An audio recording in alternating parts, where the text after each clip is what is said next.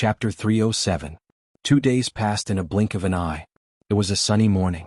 Holy woman Marina got up early, washed her face and rinsed her mouth, and then began her routine prayer. After breakfast, she let the servants carefully tidy up the room and trimmed the flowers and plants in the courtyard. Then she quietly waited at the door, waiting for the arrival of the two enthusiastic girls. Before long, a gorgeous rainbow came into view from afar, followed by a string of sweet laughter. The corners of Marina's mouth slightly curled up. Hearing that familiar voice would unconsciously make one's mood lighten up. The 9 Regions girl Lu Li had such a magical charm. And beside Lu Li, Bai Shixian was always elegant and comfortable. Seeing her, the faint trace of uneasiness in Marina's heart also vanished. According to the request of Archbishop Rowan, Marina could not meet them again. However, Marina believed that things should always end well. After all, the two sides did not do anything wrong. Even if they could not meet again, they should at least say their goodbyes. And the time of the goodbyes should be one day. She would explain the doctrine of holy light for the last time, and then they would say their goodbyes. Marina calmly faced her heart and made a decision. Aunt Marina, we have clearly considered the last time's problem. When they met, Lu Li straightforwardly went straight to the point. However, Marina smiled and shook her head. Let's talk about that later. Today we have to finish the rest of the doctrine. Finish it? The content is a bit intense. Bai Shixian was somewhat puzzled. Is there something wrong? Marina marveled at the other party's keenness, but she denied it. It's nothing. I just think that with your perception you can learn faster. I'm okay. The teaching time passed by quickly. In the blink of an eye, the sun had already set, and the half-day's lesson had come to an end. Today's harvest is so good. Lu Li stretched her body. Oh, that's right, about joining the church, Marina lightly interrupted. Before that, I also have something to tell you. However, before her voice fell, the frightened voice of the servant suddenly came from outside. You can't go in, the holy woman is now. Get lost. The rough roar and the servant's painful groan came at the same time, which surprised Marina. Who dared to be so rude in the territory of the Dragon City Cathedral? Trespassing into the mansion of the holy woman was a serious provocation to the dignity of holy light religion. In the land of Bretonia, there should be no one with such big courage. A moment later, 7 or 8 people barged in. They all had different appearances and eerie auras. They all wore a uniform emblem on their chests, which was a golden lightning bolt. Inquisition. Marina's expression changed when she saw the emblem. How could it be the Inquisition?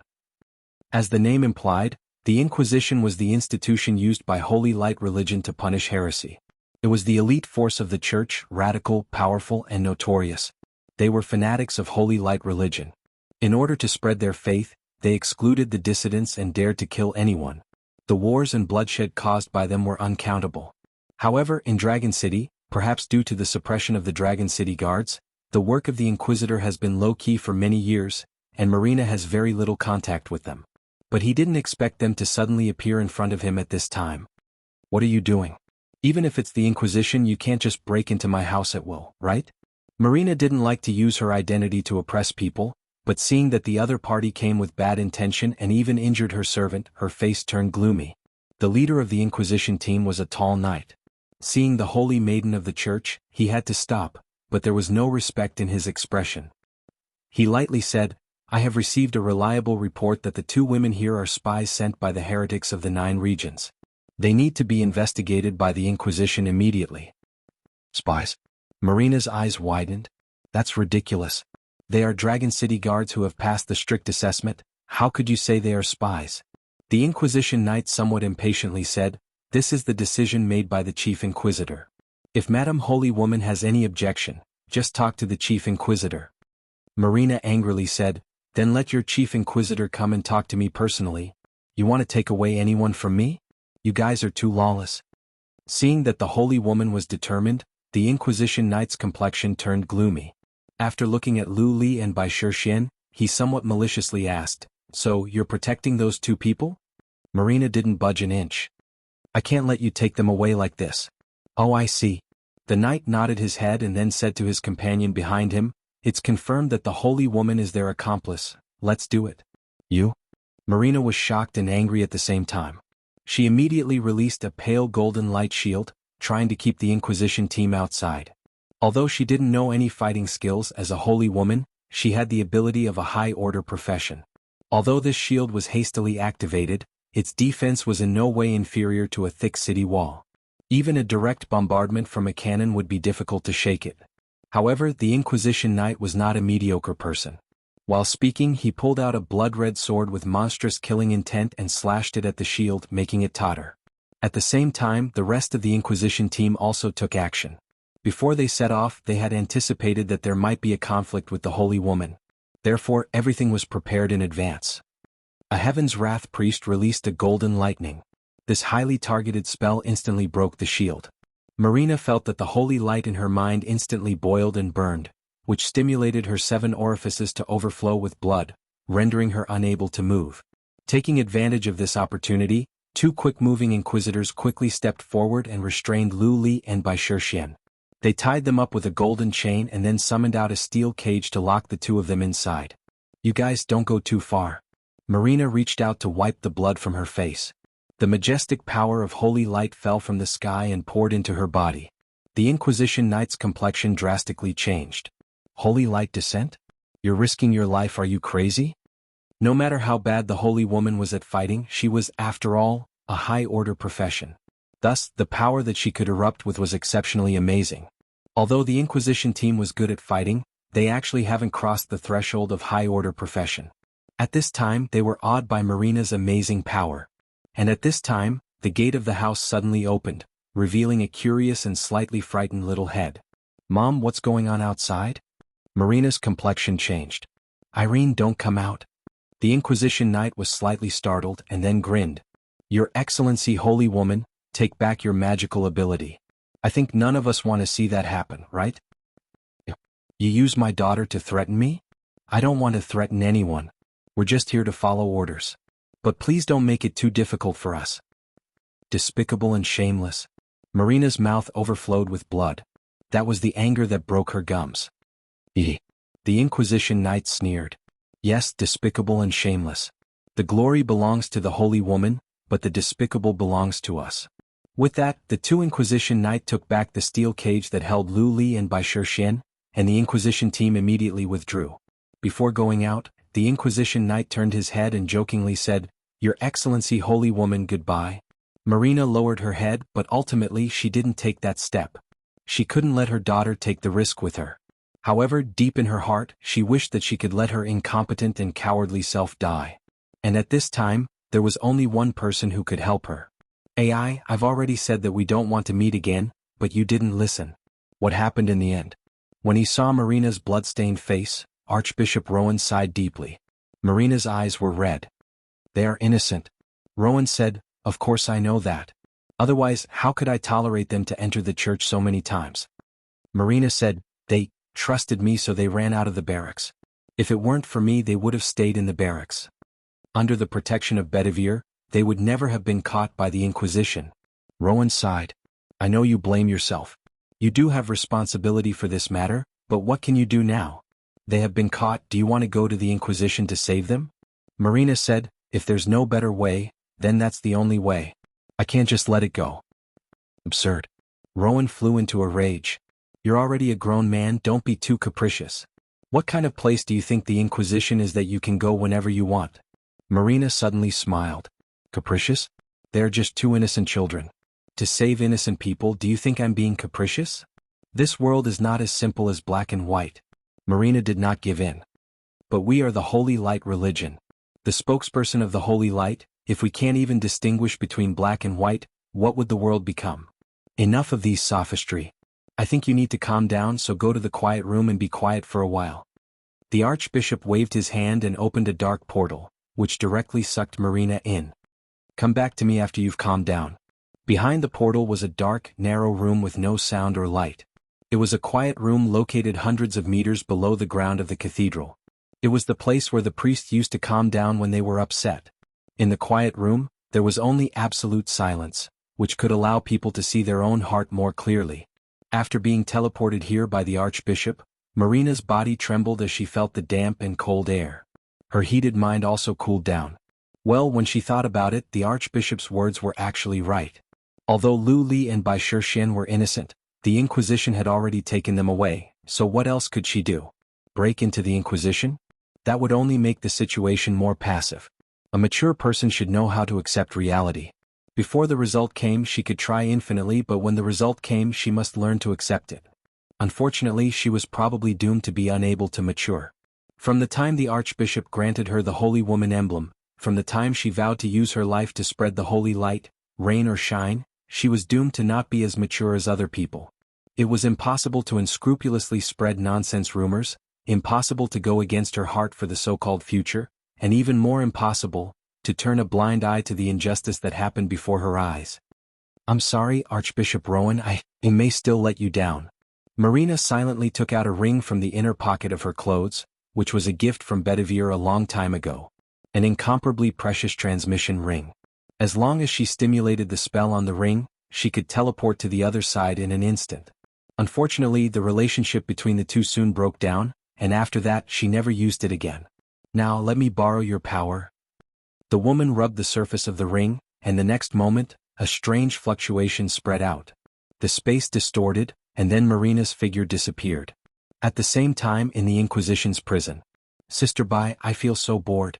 Luli looked at the shackles on her hands and feet.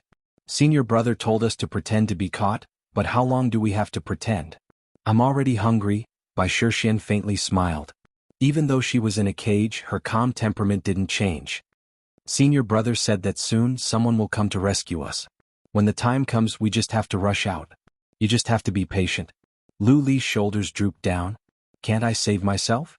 With that, the secret seal shackles on her wrists broke, revealing an unusually smooth surface.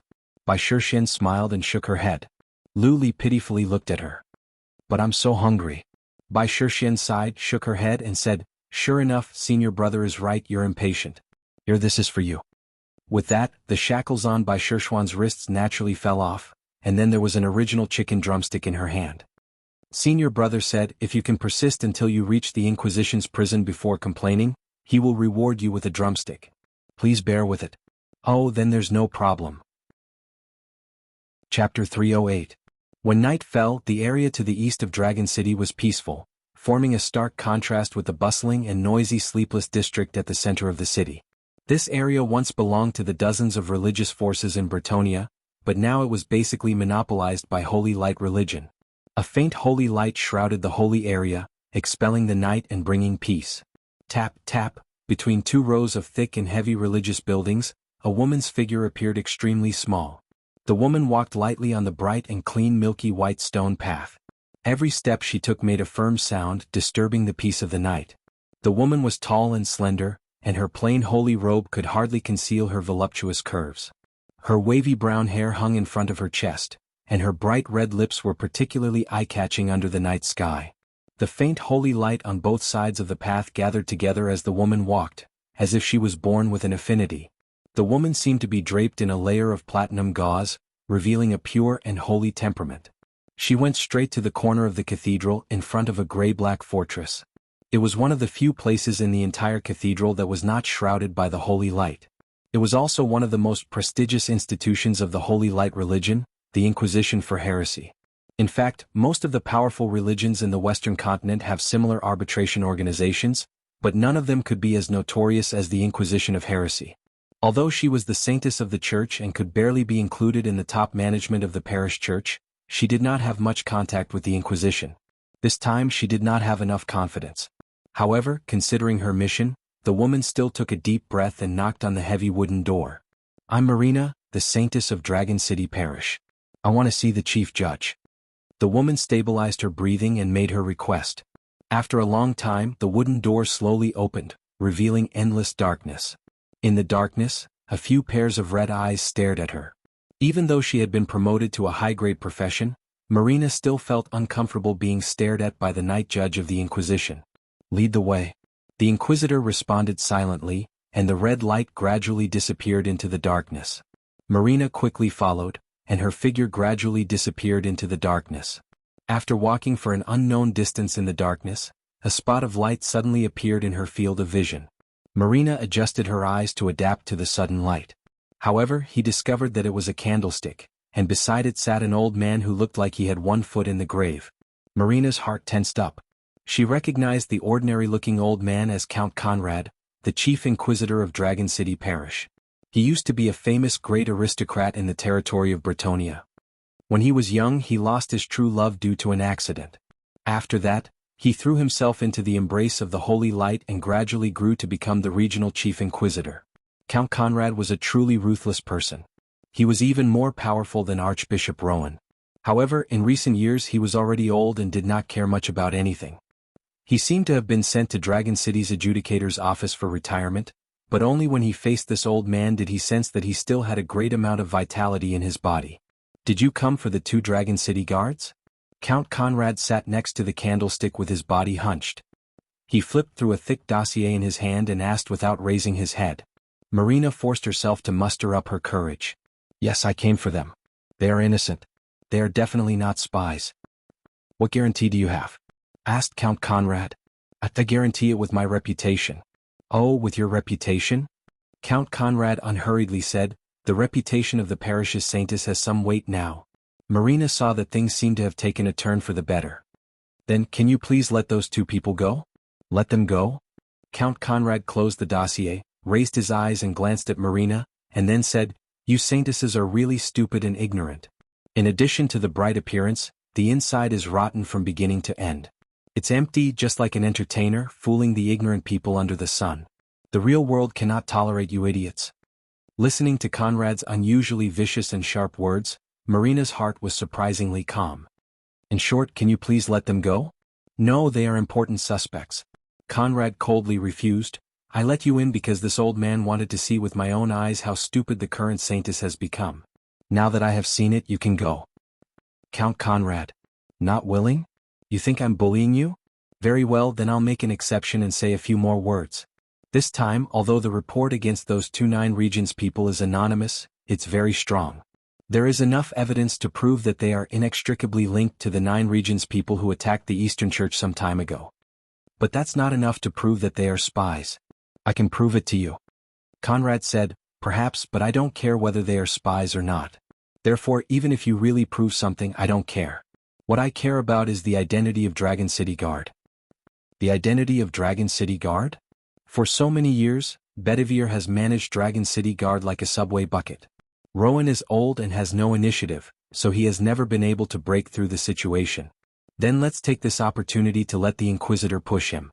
Dragon City Guard colluded with the 9 Regions heretics. This reason should be enough for the Church to take further action. But this is a lie. Perhaps, but who cares? As long as my men interrogate them, they'll say anything." Count Conrad lightly said, "Therefore I should thank you.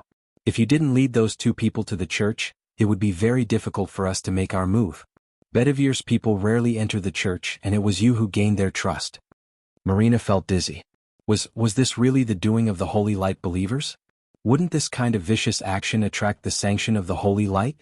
Even though the Inquisitor had been notorious for a long time, Marina always thought that it was just an occasional extreme action of a few fanatics. Unexpectedly, the darkness here has broken through her imagination. Now, those 2 women should be being tortured. I don't know how long they can hold on, 1 day, 2 days? Holy Maiden, you should go back and quietly wait for the good news. The news that Dragon City Guard colluded with the 9 Regions heretics will soon spread throughout Bretonia." Count Conrad sneered and reached out to extinguish the candle, wanting to plunge everything into darkness. "In your dreams." Along with a loud roar, a dazzling brilliance bloomed in the darkness. A silver sword light pierced straight at Count Conrad. The swift and fierce sword aura caused the Count's expression to change. He immediately lifted the cloak behind him and wrapped the long sword with a ball of shadow. In an instant, the shadow was cut into pieces by the sword wind, and the Count took this opportunity to teleport to the distance. The Inquisitor was the Count's territory, and every bit of darkness was his help. Here the Count was omnipotent. However, the next moment, a huge golden fireball suddenly burned, expelling all the surrounding darkness. In a spacious stone room, several embarrassed Inquisitors clustered around Count Conrad. They were surprised by this sudden change and the exposure of their whereabouts. "It can expel the eternal night enchantment, is this dragon fire?" Conrad squinted his eyes and took in the golden fireball into his field of vision. Then he was shocked. "Bedivere, how did you come in? When did you come in?" "Humph." Bedivere shook his head, angrily snorted, and then quietly threw an abandoned ring wreckage into the dragon fire, making it burn even more fiercely. You dare to make a move on my people, yet you didn't think that I would come? Dragon City is my territory. In here there is no place that I can't enter. As for when. While speaking, Bedivere's eyes turned to Marina. When you thank her for her assistance. Marina's whole body was cold, as if she had fallen into an ice cave. Bedivere, you misunderstood. Over the years I have indeed misunderstood a lot. Bedivere coldly retracted his eyes and no longer paid attention to Marina. Conrad grinned. What an unexpected appearance. Unfortunately, you're brave but not astute. Since you've come today, don't be in a hurry to leave. While laughing, the Chief Inquisitor turned into a thick shadow. The eternal night enchantment that was expelled by the dragon fire also quickly recovered, swallowing the surrounding area into darkness. As the Chief Inquisitor, even though Conrad was old, he still had the strength of an intermediate high-order warrior. Admittedly, he was inferior to Bedivere, but in this Inquisition, there was a dragon trap array that targeted the Dragon Clan's bloodline. Once it was launched, the Dragon Clan's power would be suppressed to the lowest point. At that time, he had full confidence that he could behead the illustrious Dragon City Master. Ridiculous bug. With that, Bedivere suddenly threw away the dragon fire in his right hand and pulled out the long sword from his waist. Rows of mysterious inscriptions suddenly appeared on the heavy sword. Former king, grant me victory. Along with his firm prayer, the inscriptions on the sword body lit up the surrounding area as if it was daytime. Bedivere's imposing manner multiplied. It was a brand new power that was completely different from the Dragon Clan's bloodline. At the same time, Count Conrad was horrified. This is the power of the Night King and you still have it. The next moment, the silver sword light, as if it was splitting the sky and the earth, swept out in all directions with endless power. When the sword wind stopped, starlight sprinkled down. This indestructible Inquisition that was blessed by the holy light and sheltered by the shadow was torn into pieces by Bedivere's sword, leaving only broken tiles and debris. In the ruins, the groans of the injured Inquisitors rose one after another. And in front of Bedivere, Count Conrad fell to the ground with a horrified expression. Just now, the sword wind brushed past his neck, which almost took his life. Bedivere somewhat wearily retrieved his sword. His eyes swept around and then he saw two familiar figures. Lu Li's beautiful eyes widened as she incredulously looked around. The girl was holding a chicken leg in her hand. Her cheeks were bulging as she chewed it with difficulty. Hatsun Ninja Nest Ha. Just now, she clearly felt a swift and fierce sword wind, but it cleverly avoided her and Little White. Then the brick wall collapsed and everything around them was shattered. However, she and Little White were safe and sound. Bai Shixian was also surprised. Is this the reinforcement that senior brother mentioned? Are we going to rush out now? Bedivere looked at the two people and scolded, Why are you two in a daze? Quickly run. With that, he took a step forward and grabbed the two girls in his hand. Then, with a light tap of his foot, he soared into the sky. His figure turned into a dragon in midair and flew toward his castle. After an unknown amount of time, when the figure of the dragon completely disappeared into the night, in the ruins, a tall woman sat down on the ground. Her soft and beautiful face was miserable. From the beginning to the end, he didn't even look at her. How did things turn out like this? At the same time, a black-clothed young man who was sneaking toward the direction of the Holy Church to save people, was stunned as he looked at the ruins of the Inquisition in the distance. Is that foodie Lu Li so hungry that she even ate the bricks' calcium tablets? Chapter 309. The news of the Dragon City Master personally raiding the Inquisition Hall to rescue the two recruits under his command did not spread. Whether it was Dragon City or Holy Light Religion, both deliberately suppressed the news. For Holy Light Religion, a parish Inquisition headquarters being overturned by a sword strike was not something worth boasting about. And for Bedivere, after many years of forbearance, it was actually not his intention to break out. In terms of strength, no matter how strong Dragon City was, it was not as strong as Holy Light Religion. This was a huge church that had influence all over the continent. If it became serious, it could easily crush Dragon City. At the very least, it had not reached the point where it could openly challenge it. However, no matter for either side, this brief calm was not the end. It was impossible to treat what had happened as if it never happened. The conflict between Dragon City and Holy Light Religion that had been handled in a low-key manner for so many years was only a matter of time before it erupted. That's why they say that man proposes but God disposes. In Dragon City's barracks, Wang Lu sighed with emotion. Wang Lu was naturally the one who spread the rumors and made the adjudicator's office take action. He was also the only one who could provide the adjudicator with conclusive evidence that would allow them to break the balance they had maintained with Dragon City for many years. Of course, this behavior of betraying teammates was based on absolute safety. Not to mention that the real strength of Lu Li and Bai Shixian was far higher than their performance as Dragon City recruits, so there was no need to worry about self-preservation. On the other hand, as long as Wang Lu could pass the news to Bedivere in time with Bedivere's wisdom, he would inevitably guess that the Inquisitor might use this point to make a big fuss. Thus, a surprise attack to save people was an inevitable choice. The worst-case scenario was that Bedivere would use the two of them as sacrificial pawns, and then Wang Lu would personally make his move, cooperating with Lu Li and Xiao Bai to escape. It was just that, even Wang Lu didn't expect that in the end, it would be Bedivere who personally made his move.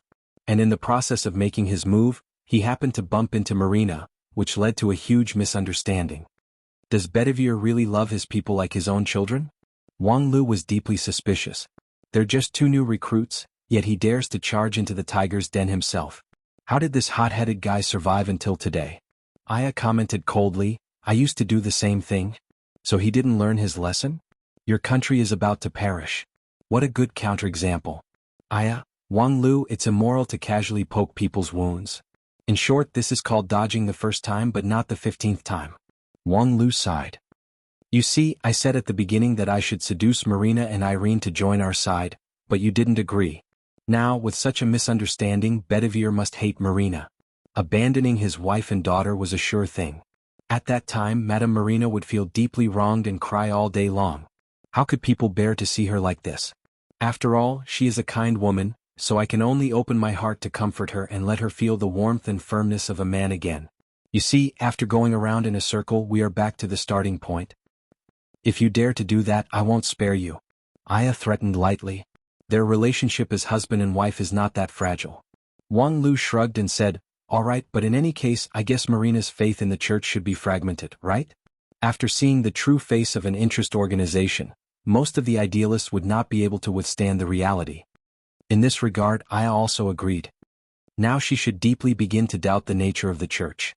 I hope the next development can be smooth. Wang Lu said, rest assured, as the church's holy woman, she has no way to go after breaking off with the church. As long as Bedivere is willing to accept her, would she refuse? And as long as she brings her daughter to our side, we have no worries at all. Dragon City Cathedral, underground, in a dimly lit room with rough stone walls. Marina quietly knelt in front of a holy light statue, softly reciting the holy light prayer. The soft melody continued to echo in the stone room, creating a comfortable atmosphere. However, outside the stone room, there was a pair of big shining eyes full of worry, which seriously stared at Marina. Mom, it's been 3 days. Irene anxiously said to herself. Since that day, Marina returned to the church in a sorry state, and then came to the underground of the church, which was used for penance and punishment. Every prayer in the stone room would bring great pain to the spirit. For a weak-willed priest, after praying for a while, they would not be able to bear the pain and would either stop praying or simply faint. However, Marina persisted for 3 days and 3 nights. Her white robe had long been soaked with sweat, and her plump skin now showed a dry color. Her 2 dry lips were still rhythmically moving, but her breath of life was getting weaker and weaker. This was the repentance of burning her life. Mom, it's enough, Irene said with a sobbing tone from outside the room. The little girl tried to move forward, but was resisted by an invisible force. Who will save Mom? While speaking, Irene suddenly heard an old sigh, and then the restriction on the stone room's door was suddenly broken, and an old figure walked in. Marina, it's enough. Archbishop Rowan's voice interrupted Marina's prayer. The woman opened her eyes and wanted to get up, but she couldn't help but sway. The old man stretched out his hand and placed it on the top of Marina's head. A gentle holy light enveloped her, quickly restoring her vitality and physical strength. Marina was not pretentious. After nodding her thanks, she stood up and said, in these 3 days, I have been repenting and thinking. Rowan said, tell me, I'm listening. Your Excellency, I want to ask you, in this matter, did I really do anything wrong? The Archbishop looked at Marina with a complicated gaze and did not speak. Marina said, for the past 3 days, I've been using the holy light to interrogate myself. What I've done has violated the will of the holy light and the teachings of the church. But I haven't found the answer. The holy light is kindness, the holy light is universal love, the holy light is to distinguish right from wrong, not to compromise, not to distinguish black from white, and not to achieve the goal by any means necessary. I know that this world is far more complicated and cruel than I thought. We, the holy women of the church, are often scolded for being ignorant of worldly affairs, like vases and mascots. But I think, perhaps this world has become complicated because there are too many people who are proficient in worldly affairs. If everyone can be ignorant of worldly affairs and treat others with sincerity, how can there be so many contradictions? I remember when I was in the monastery one day, a team of inquisitors escorted a group of ragged barbarians through the monastery to stay for a night. In the evening they showed off their martial arts to the nuns, saying that with only a dozen people, they destroyed a heretic tribe and killed until blood flowed like a river. At that time the sisters were puzzled and asked them, "The holy light is benevolent, why do they have to kill so cruelly?" They laughed and then explained that there were many fools in this world who refused to accept the holy light and obstructed the spread of the holy light. If they could not be killed, there would be many people who would not be able to receive the holy light's illumination. In order to spread the holy light, moderate force is necessary. Now that I think about it, that's not right, right? Is the purpose of the holy light to spread itself? Can it do anything for the sake of the goal? Sometimes I even think, if there is only faith in the holy light in this world and no church, would it be a little better? Marina said while looking at Archbishop Rowan in a daze. Her heart was restless. These were her heartfelt words, but they were also rebellious words. With these words alone, Rowan had enough reason to abolish her status as a holy woman. However, Rowan did not do so, but also confided in her, "Your doubts, in fact, I have also had them. These questions have troubled me for decades, until the end of my life I barely found the answer." There is an insurmountable gap between faith and reality.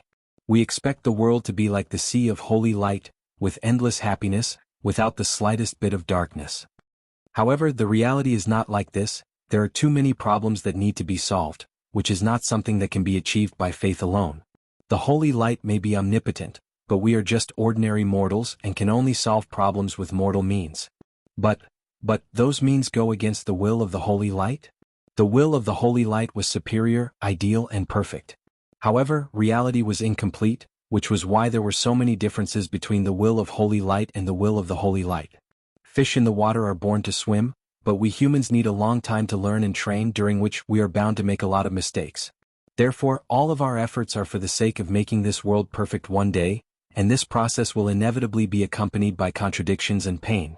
We cannot be discouraged because of temporary setbacks, but we must firmly believe that tomorrow will be better than today, and then redouble our spirits to fight for a better future. Marina did not know what to say. Rowan's words, in fact, were obviously in conflict with the doctrine, but after listening to his words, the haze in her heart was dispelled a lot. "Thank you, Your Excellency. May the holy light be with you. Man proposes but God disposes." Dragon City Archbishop Rowan, in any intelligence information, was a serious and rigid person who lacked change. He abided by the dogma all his life, and was equally strict with others and himself. So, no one expected that when Marina's faith in the church was on the verge of collapse, an archbishop would come forward and save Marina's faith. However, man proposes but God disposes. Just as the Archbishop Rowan felt a little relieved, feeling that the storm had passed, a new storm began to brew in a distant place.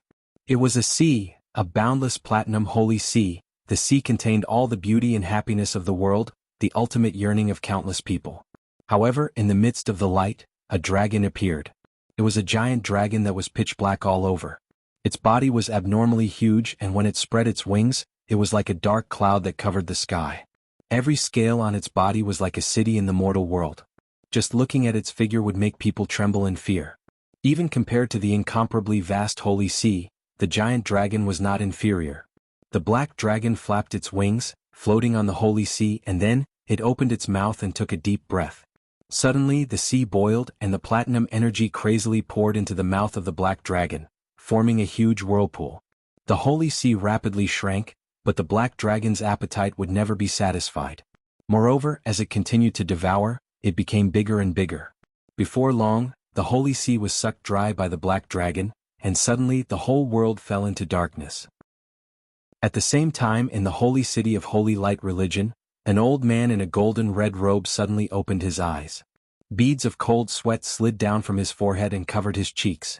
Beside the old man, a slightly dull voice asked, "Holy One, what did you see?" The golden red robe Holy One was silent for a long time, and then said, The World Annihilation Dragon is one step closer. World Annihilation Dragon? The person who asked the question seemed extremely confused. Holy One, your World Annihilation Dragon dreamland has lasted for more than 200 years. After 200 years, the once flourishing Breton dragon clan is no longer a threat. The only hidden danger that suddenly appeared was locked in the king's treasure house by me some time ago. The threat from the dragon should have been eradicated. Could it be that there are other dragon clan bloodlines in the continent? I can't figure out the mystery of it, but according to what I saw in my dream, the life and death enemy of my holy light religion must be the Breton dragon clan. After the Purification War, I haven't had a dream for a long time, but now that the World Annihilation Dragon has reappeared, it must mean a crisis. However, there are only two dragon clan remnants that can be called a threat. One is in Dragon City, which has lost its spirit, so there's no need to worry about it. The other one seems to have appeared out of nowhere, but has been trapped in the king's treasure house by me, with no possibility of escape. King's treasure house, are you sure it's foolproof? How could there be any mistake in the Golden King's inheritance? If you don't trust me, I'll take you to see it. Speaking of which, after so long, those several absurd heretical bastards should calm down a bit. While speaking, the scene changed. The Holy One's bedroom suddenly turned into a vast and desolate space, which was an independent space on the 5th floor of the Golden King's treasure house. However, as soon as the golden red robe Holy One came in, she heard a series of jaw-dropping sounds. Faster, don't stop. It's going to be born. Yes, junior sister. I can't believe that with this self-created 6 directions rapid birth method, it's actually possible to give birth in 3 months. In this way, it won't be long before we can go out. Senior brother, let's do it again. Boom. The space in front of them suddenly shattered. The golden red robe Holy One directly broke through the space and returned to her bedroom. This is what you want to show me? What the hell, Holy One? Please don't misunderstand, I also didn't expect this. While speaking, the manager of the king's treasure house almost went crazy. Chapter 310. The shocking scene in the king's treasure house, even after a long time had passed, was still stimulating the saint's nerves. On the other side, the manager of the king's treasure vault also felt helpless. This time it's my mistake. But Holy One, you've also seen it. All day long they carry out obscenities, at least they won't run out to threaten holy light religion. The saint was still angry. Are you sure they can't get out? Don't forget, there's still a ghost lingering in the treasury. Don't worry. Even if he was once invincible, he's just a remnant soul now. I am the manager of the treasury. Since we can get rid of this factor, we should hurry up and get rid of the remnants of Dragon City. Now, the administrator was slightly surprised. But the strength of the Dragon City parish isn't enough, right? So let Faceless go. Saint coldly made his decision. Faceless One? Are you thinking of? As servants of the Holy Light, we have the obligation to eliminate all obstacles and threats at all costs. Moreover, Bedivere has lived for so long, that's enough. Sparing him and his Dragon City in the purification battle is already a great blessing. Yes. By the way, there are rumors that the Eastern city-states have officially formed an alliance with the Eastern heretics. Alliance? It was just the wishful thinking of a few people. Using a few nails and killing a few people, the alliance would collapse on its own. Allying with foreigners won't end well. Yes. The conversation between the two continued. Under the holy light, darkness was eternal. Under the unremitting efforts of the Archbishop of Dragon City Parish, Rowan, the matter of Bedivere's raid on the Inquisitor gradually faded away. The relationship between the Church and Dragon City had become gentle, as if they had returned to the silent tacit understanding of the past few years. No one was to interfere with the other, and no one was to disturb the other. According to the previous agreement, everyone was to perform their own duties and do their own thing. During this period, Archbishop Rowan took great credit. He was the first to control the situation, so that the leaderless Inquisition would not intensify the contradictions. He was also the one who appeased Marina and stabilized the faith of the Holy Maiden. He even secretly met with Bedivere that very night to stabilize Dragon City's action.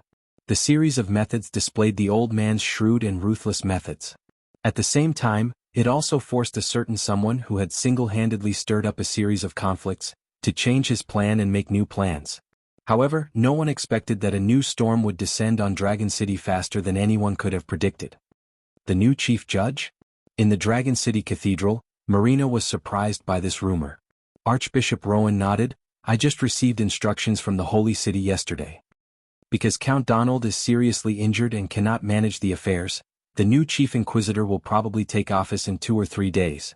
As he spoke, the archbishop looked deeply worried.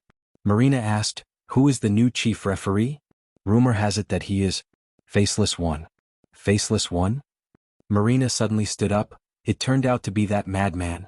What were the people of the sacred city thinking? The situation here has just stabilized, and they actually sent that executioner, that homicidal maniac. The archbishop gave Marina a long look. Obviously, this naive saintess didn't realize that the holy city sent Faceless One to intensify the conflict. Her previous series of means to stabilize the situation might have also offended the holy city. "Your Excellency Archbishop, I really don't understand. Faceless One has just committed a heinous crime in the West a few years ago. Why didn't the church punish him? Shouldn't such a person be expelled? Try to adapt." The archbishop was also helpless. Faceless One is admittedly radical, but when it comes to the holy light belief, he is not inferior to you and me, and even above you and me. He is the church's most powerful person, second only to the great legend. Moreover, his ability to do things is very strong, and he is the church's sharpest knife. For him, even if you don't understand, you have to be patient. But, before her voice fell, suddenly, a joyful voice came from behind them. "Oh, well said. Unexpectedly, in this heresy-ravaged land, we actually met a confidant. It seems like we can still cooperate." "Who is it?" Marina and Rowan turned around at the same time and saw a tall and thin man, dressed in a pure white robe, standing upright in the middle of the room. At first glance, he looked solemn and serene, like a template of a holy clergyman. However, his face seemed to have been forcibly erased by some force. There were no facial features, only pure white. "Faceless One?" Rowan was horrified and subconsciously took 2 steps back. When did you do that?" Faceless One's figure flashed and appeared behind Rowan. He stretched out his white-gloved hand and put it on Rowan's shoulder, and then made a seemingly intimate gesture. "When I was in the Holy City, I heard people talking about you. They said that you're the biggest good-for-nothing among the more than 30 holy light religion diocesan bishops, and that you've lived your life like a dog. Now it seems that although you're good-for-nothing, you're also tactful." Rowan's face turned red, and his withered hands clenched tightly, but he resisted the urge to speak. However, Marina, who has always regarded Rowan as a father, could not help but speak. "Sir Faceless One, you're too rude." "Courtesy?" Faceless One said, "The will of the holy light is the greatest courtesy, and I am here on the will of the holy light." With that, Faceless One turned his head. His pale and flat face seemed to shoot out a frightening gaze. "Oh, you're the holy woman of this diocese, Marina? I've heard about you in the holy city. People say that you're a filthy whore. Now that I've met you, I find that they're right." "Filthy?" Marina couldn't believe her ears. "Not convinced? When you gave birth to that heresy Bedivier's bastard, every corner of your body from the inside to the outside has been rotten. What's even more ridiculous is that I heard that not only you didn't kill that little bastard, you actually raised her until today." With that, Faceless One suddenly clapped his hands. "That's right, since you mentioned it. Where is that little bastard? This time I'll just clean her up." "You're courting death." Marina's anger could no longer be contained. If the other party was targeting her or even Rowan, she could force herself to shut up. However, her daughter Irene was undoubtedly her reverse scale. Although the holy woman was not good at fighting, she was, after all, a high-order profession. The violent holy light turned into a raging flame and recklessly broke out. In a twinkling of an eye, it was like a scorching sun, wanting to plunge herself and the entire dragon city into a sea of fire. In this regard, Faceless One just stretched out his hand. The flame was suddenly bound by an invisible force and then pressed back into Marina's body, unable to leak even the slightest bit. Marina's tender body trembled. Her internal organs were burned by this powerful shock, and she vomited blood on the spot. "Ah, you actually dare to attack the messenger of the holy light. Sure enough, you're 100% heresy whore." Wumian's easily suppressed Marina's outburst. "It seems like it's really necessary to cut the weeds and eliminate the roots. Let me see where that little bastard is." Marina tremblingly shouted, "If you have any means, come at me, don't hurt the child." Rowan also advised, "Sir Faceless One, Marina was just impulsive, please don't be magnanimous. She is a firm believer. Initially, because she was young and inexperienced, she was seduced by the Dragon City Master and accidentally made a mistake. Now, she wholeheartedly yearns for the holy light, and has long had nothing to do with heresy." But when people make a mistake, they have to pay the price. Faceless One raised his hand with interest and turned his pale face to Rowan, seemingly waiting for him to continue. Rowan looked at the seriously injured and weary Marina, gritting his teeth and said, "Moreover, Marina is, after all, the parish's holy woman. Her prestige here is very high. If you kill her at will, it would be very detrimental to the local preaching." Faceless One said, "Are you threatening me?" "Absolutely not. I'm just stating the facts." Upon hearing this, Faceless One nodded. "What you said is very reasonable. It's indeed not good to casually kill a prestigious holy woman. Moreover, the real enemy of Holy Light religion is Breton Dragon Clan, so I don't need to waste my energy on a small fry." With that, Faceless One retracted his right hand that was suppressing Marina. Marina felt that her whole body was relaxed. The pressure has been lifted, but she couldn't use even the slightest bit of strength, which was very uncomfortable. In Rowan's heart, a boulder fell to the ground. It seemed like this Faceless One just wanted to give them a show of strength. As the new Chief Inquisitor, he quickly established absolute prestige in this place. Sure enough, he was worthy to be the church's sharpest knife. His style of conduct was too radical. Fortunately, the most difficult hurdle should be over. However, just as Rowan relaxed, he suddenly heard Faceless One say something. "The death penalty can be avoided, but the punishment cannot be avoided." With that, his right hand's 5 fingers clenched and then released. With a tearing sound, Marina's holy robe was unexpectedly split into 2 by an invisible force, revealing the soft and plump naked body under the holy robe. Marina was ashamed and angry, but she was powerless to struggle. She reluctantly reached out to cover her private place, which made her posture extremely embarrassing. "You said that you have nothing to do with Bedivere, but if I do it with you here, would Bedivere have no reaction?" "I doubt it." Rowan angrily said, "Sir Faceless One, what are you doing? Can't you see it? I'm going to rape this woman, and then lure Bedivere out and let him walk into the trap. I heard that because 2 of his recruits were arrested, he dared to raid the Inquisitor's office. Since his woman is being raped, there's no reason for him not to help. Then I'll wait for him to come." With that, his figure flashed and appeared in front of Marina. His tall and slender body pressed down, shrouding Marina like a dark cloud. "Stay away from me, you devil." "Devil? Wrong, I'm the Chief Inquisitor of this parish, the embodiment of the will of Holy Light." Faceless One still had that cold tone. While saying that, he undeniably reached out to pry open Marina's closed legs, and a shadow slowly came out from his white robe. Archbishop Rowan finally could not hold back. Such brutality is definitely not the will of Holy Light. His platinum scepter was pointed forward, and an irresistible dividing force bloomed between Faceless One and Marina. In the legend of Holy Light religion, this was the supreme divine technique that the prophet once used to divide the sea. Now, Rowan used a simplified version of it, but its power still could not be underestimated. If it hit a person, it could even directly tear an intermediate high-order profession. However, in response to this, Faceless One just stretched out his left hand and made a grasping motion in the air, and Rowan's scepter was smashed to pieces.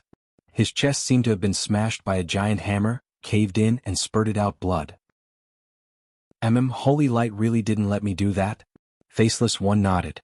"But it didn't say anything against it?" With that, his figure moved forward, and the shadow was about to run through Marina. The woman was humiliated and turned her head away, powerless to resist what was happening in front of her. However, at this time, knock knock knock. A sudden knock on the door disrupted everyone's rhythm. "Hello, I'm the water station's water delivery, is anyone there?" Chapter 311.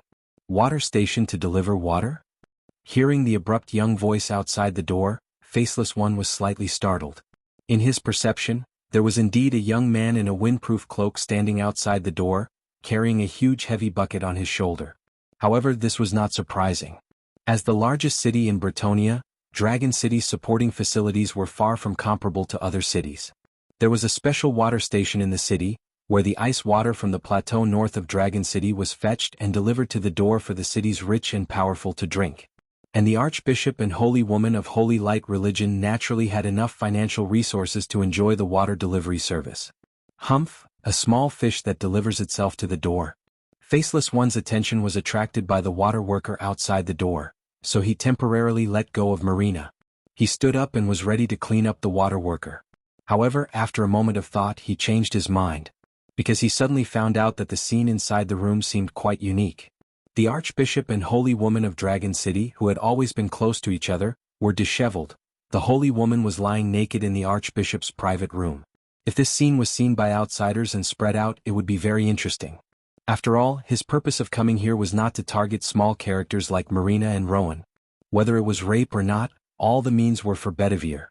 And to ruin the reputation of these two people was undoubtedly more beneficial to his own plan. Very well, I'll let this small fish take advantage of me. Faceless One nodded slightly and then his figure flashed away. At the same time, the blood on Marina and Archbishop Rowan also disappeared. Rowan's body involuntarily soared into the air. His holy robe was torn apart in mid-air, and then he fell naked on Marina's body. The two of them were put in a rather awkward posture, and both of them were sore and weak, unable to move. Sorry, Marina, Archbishop Rowan was so embarrassed that he might as well die. Marina also didn't know what to do. At this time, the wooden door of the room was finally pushed open, and a young boy carrying a huge bucket came in. Your Excellency Archbishop, I'm here to deliver water. Wow, this is really a feast for the eyes. Marina was ashamed and indignant. She struggled to shout, You put down the water and get out. Get out? If I go out now, do you want me to leave you behind to give Faceless One a child? As the water delivery man spoke, he took off his hood, revealing a face unique to Asians. There was a faint, confident smile on his face. Marina was shocked. Who are you? Ms. Marina, nice to meet you. I'm Wang Lu. Previously, thank you for taking care of my junior sister Lu Li and junior sister Bai Shixian. Muttering this slightly awkward pronunciation, Marina's heart moved. Are you also a Dragon City guard? Oh, sort of. Marina sighed. Although she was still embarrassed, her heart relaxed. Since they were from Dragon City, at least the worst situation wouldn't happen. You are? Wang Lu stuck out his index finger. Don't talk. We're leaving. With that, he opened the barrel on his shoulder, revealing a dark whirlpool. Marina and Archbishop Rowan were irresistibly sucked into the whirlpool, and then silently disappeared. Wang Lu resealed the barrel and put on his hood, resuming his role as a water delivery man. He paused for a moment and then shouted, Sorry, I didn't mean to see it. No, I didn't see anything. Goodbye, madam. Then he awkwardly rushed out of the room, carrying the heavy barrel, and ran out of the church. In the sky above the church, Faceless One somewhat doubtfully perceived the distant water delivery man, and a slightly strange feeling welled up in his heart. The next moment, his figure flashed back to Archbishop Rowan's room, and he saw that the two people who were previously restrained by him had disappeared. Faceless One sneered. Sure enough, someone came to rescue us. Is it Dragon City? Well, it can only be Dragon City. This move is really beautiful, beyond my expectation. It's worth praising. The next moment, his tone became extremely cold. Humph, a God-given opportunity, I'll kindly accept it. At the same time, Wang Lu, who was carrying the bucket and running away, also laughed. This is a God-given opportunity. After returning to Dragon City Barracks, Wang Lu went straight to his bedroom and put down the bucket. When the bucket was opened, Archbishop Rowan and Holy Maiden Marina, dressed in civilian clothes, came out. The bucket was modified from a mustard seed bag by Wang Lu, which had already been filled with clothes. When Marina came out, she anxiously said, Irene, Wang Lu smiled. Don't worry, she's one of the first ones that I rescued. Right now, she's playing a game with Lu Li in the next room.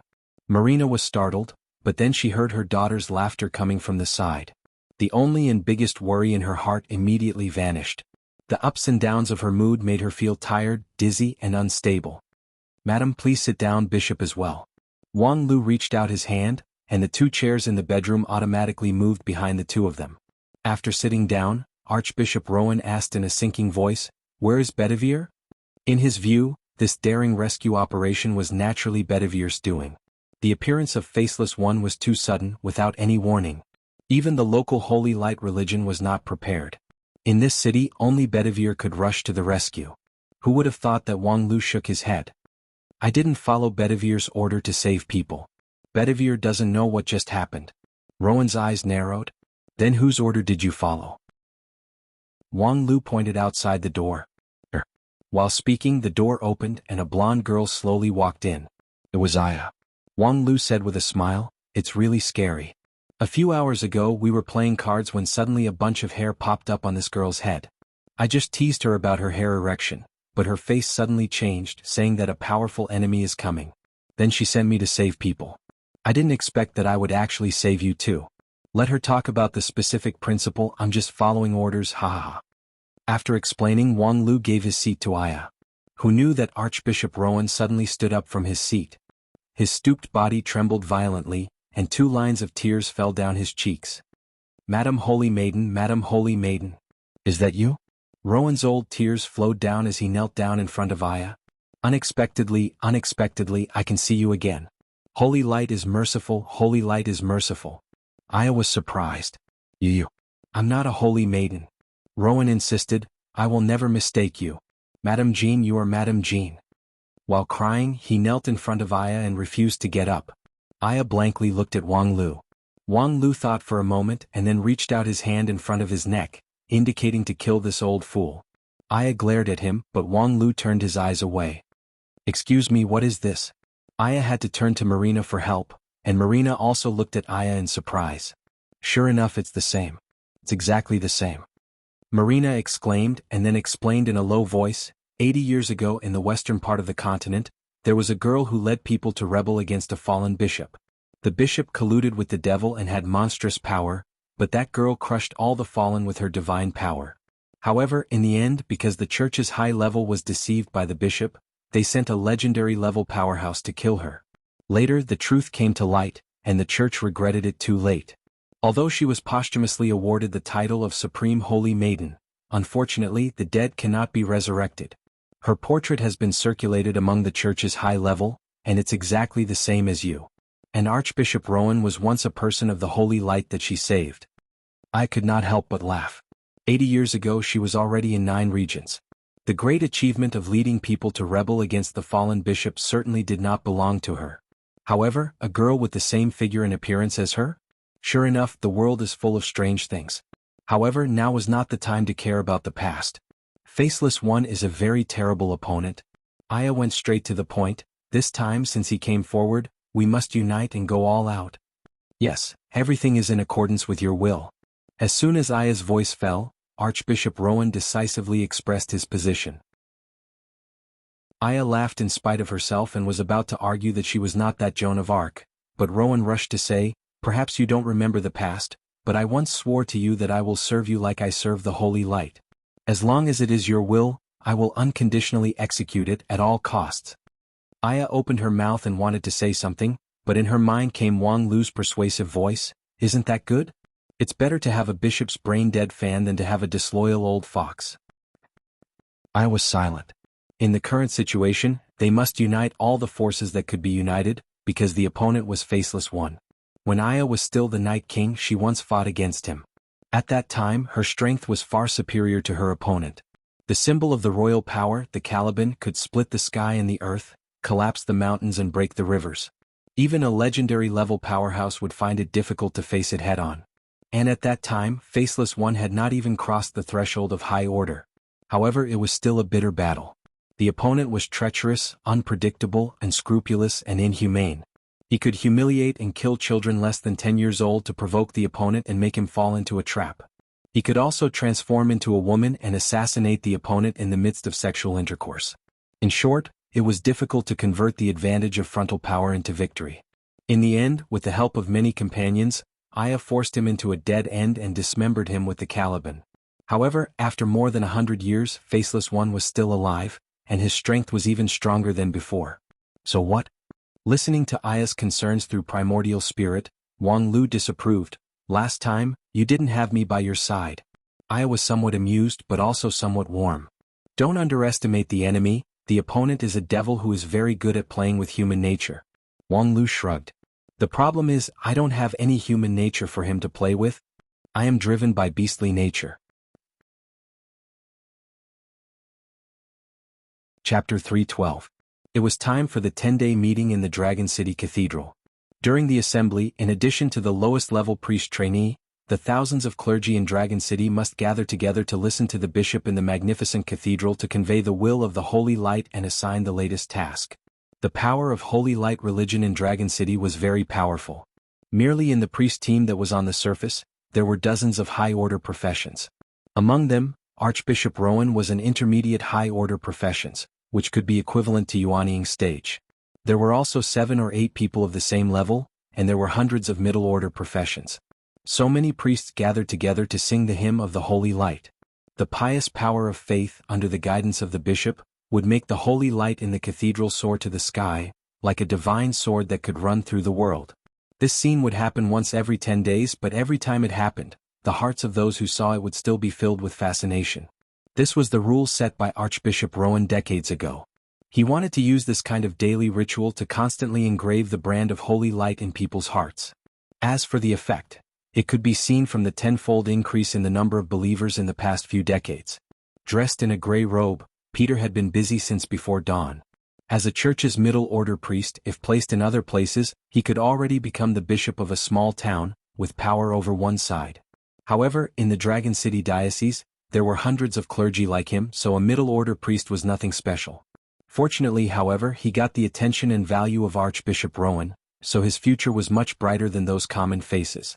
It was 10 years ago, by chance, when the archbishop inspected the priest's dormitory. Most of the young priests in the dormitory were in a mess, but Peter was the only one who arranged everything in order. This left a good impression on the archbishop. In the next few years, the archbishop gradually assigned some small chores to Peter, and every time, Peter did it beautifully without any negligence. Therefore now, Peter was responsible for the work of the 10-day assembly. It sounded simple, but to arrange thousands of people in an orderly manner was also a test of one's ability. Peter and the servants in the cathedral had started preparing before dawn. Finally, an hour before the assembly began, all the work was ready. Then he patiently waited for more and more priests to gather from all directions, waiting for the arrival of the archbishop. According to common sense, he would appear in the middle of the square and first chant a hymn to attract faith and stimulate the holy light so that the divine sword of holy light would pierce through the firmament. After the ceremony, the work for the next 10 days would be arranged.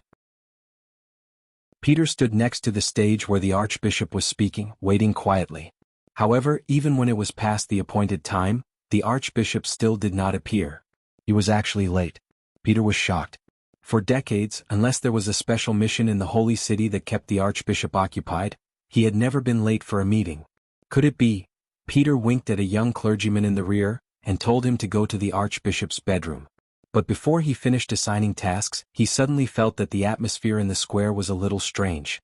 Turning his head, Peter was surprised to find that there was another person on the high platform where the archbishop used to stand. It was a tall and thin man dressed in a pure and holy white robe. What was shocking was that this person's face was completely blank without any facial features. He looked eerie and terrifying, causing people to tremble with fear. "Who are you?" Peter wanted to ask for the first time, but he found that he could not open his mouth at all, let alone make a sound. Obviously, the same was true for other people in the square. Otherwise, someone would have come forward to question why the stranger was standing in the position of the archbishop. "Quiet." The faceless man raised his hand. "I am the new chief inquisitor appointed by the holy city." Before everyone had time to question, the faceless man released a special holy light. "This is the proof of the holy city." Among the thousands of people present, most of them had enough knowledge to recognize the emblem of the holy city. After seeing that it was indeed issued by the holy city, everyone relaxed their vigilance. It was just strange. Why did the Inquisition, which had always been low-key, suddenly become so high-profile? In the past few decades, the judges of the Inquisition had never attended a meeting.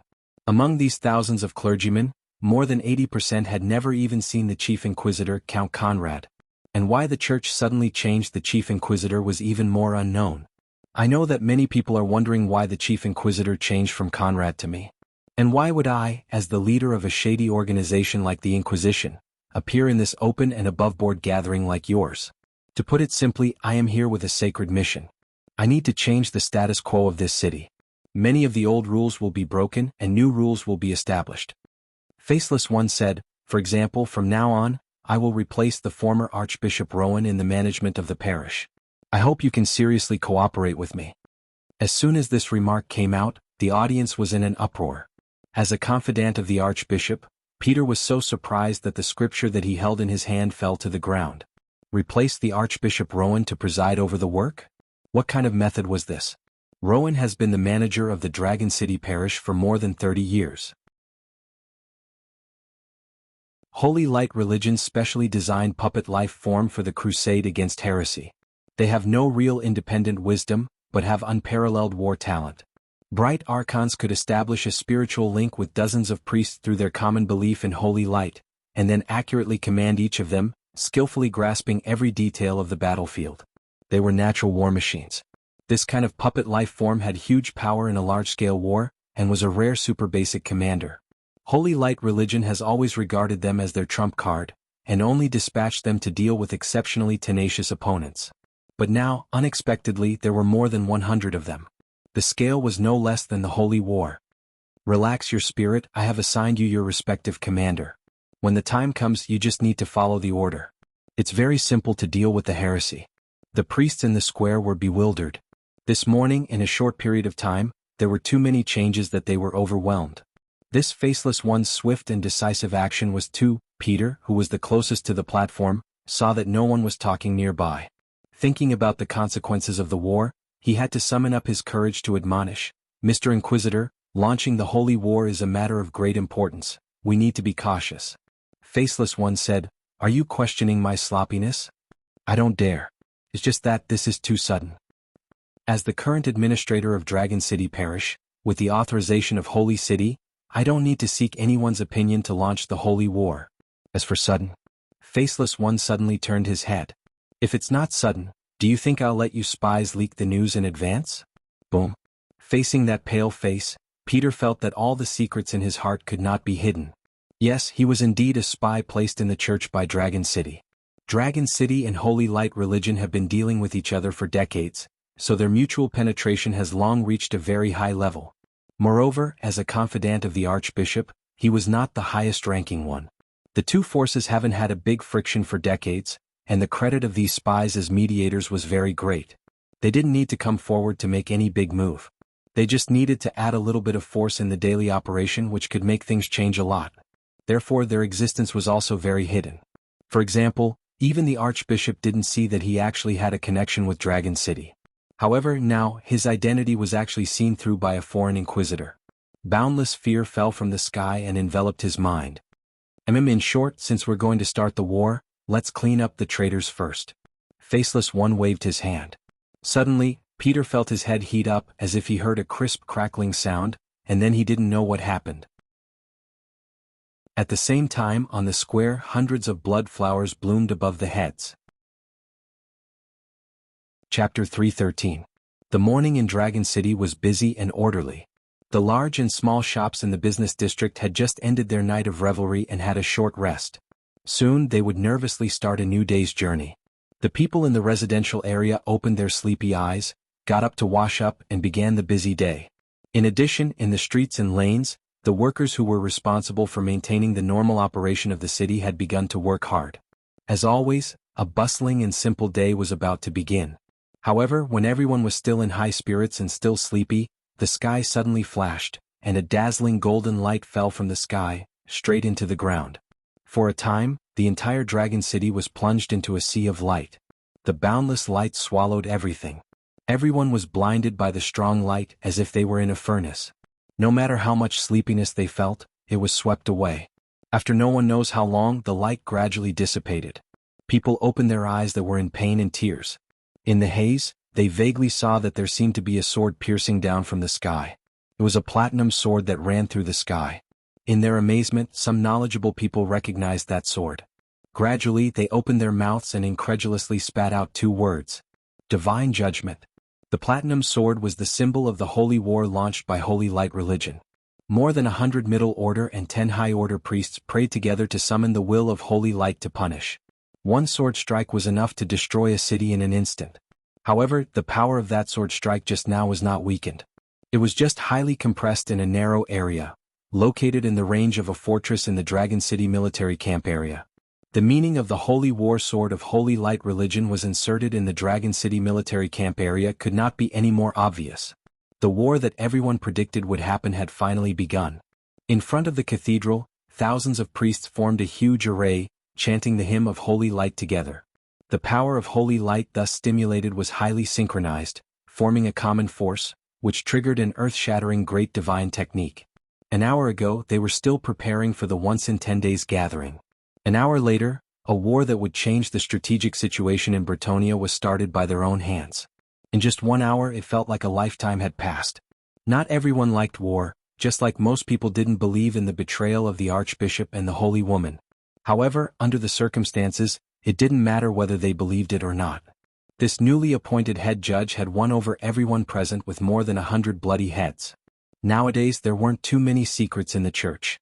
After several decades of peaceful coexistence, many people were already used to it. Quite a few people had some idea of who in the church was colluding with Dragon City, which was why they were even more shocked. The new chief inquisitor had actually accurately pulled out every single nail. How was this a newly appointed official? It was more like a veteran who knew the ins and outs of the situation had suddenly rebelled. Other than the bloody suppression, the chief judge also showed kindness and authority. He also revealed a trump card that boosted the morale of the crowd. Since it's a holy war, I have countless benefits waiting for you. For those with outstanding military exploits, I will personally open the door to the Holy Land for you. If there were any casualties, they would receive 3 times the compensation. At the same time, in this battle, I will always be at the forefront.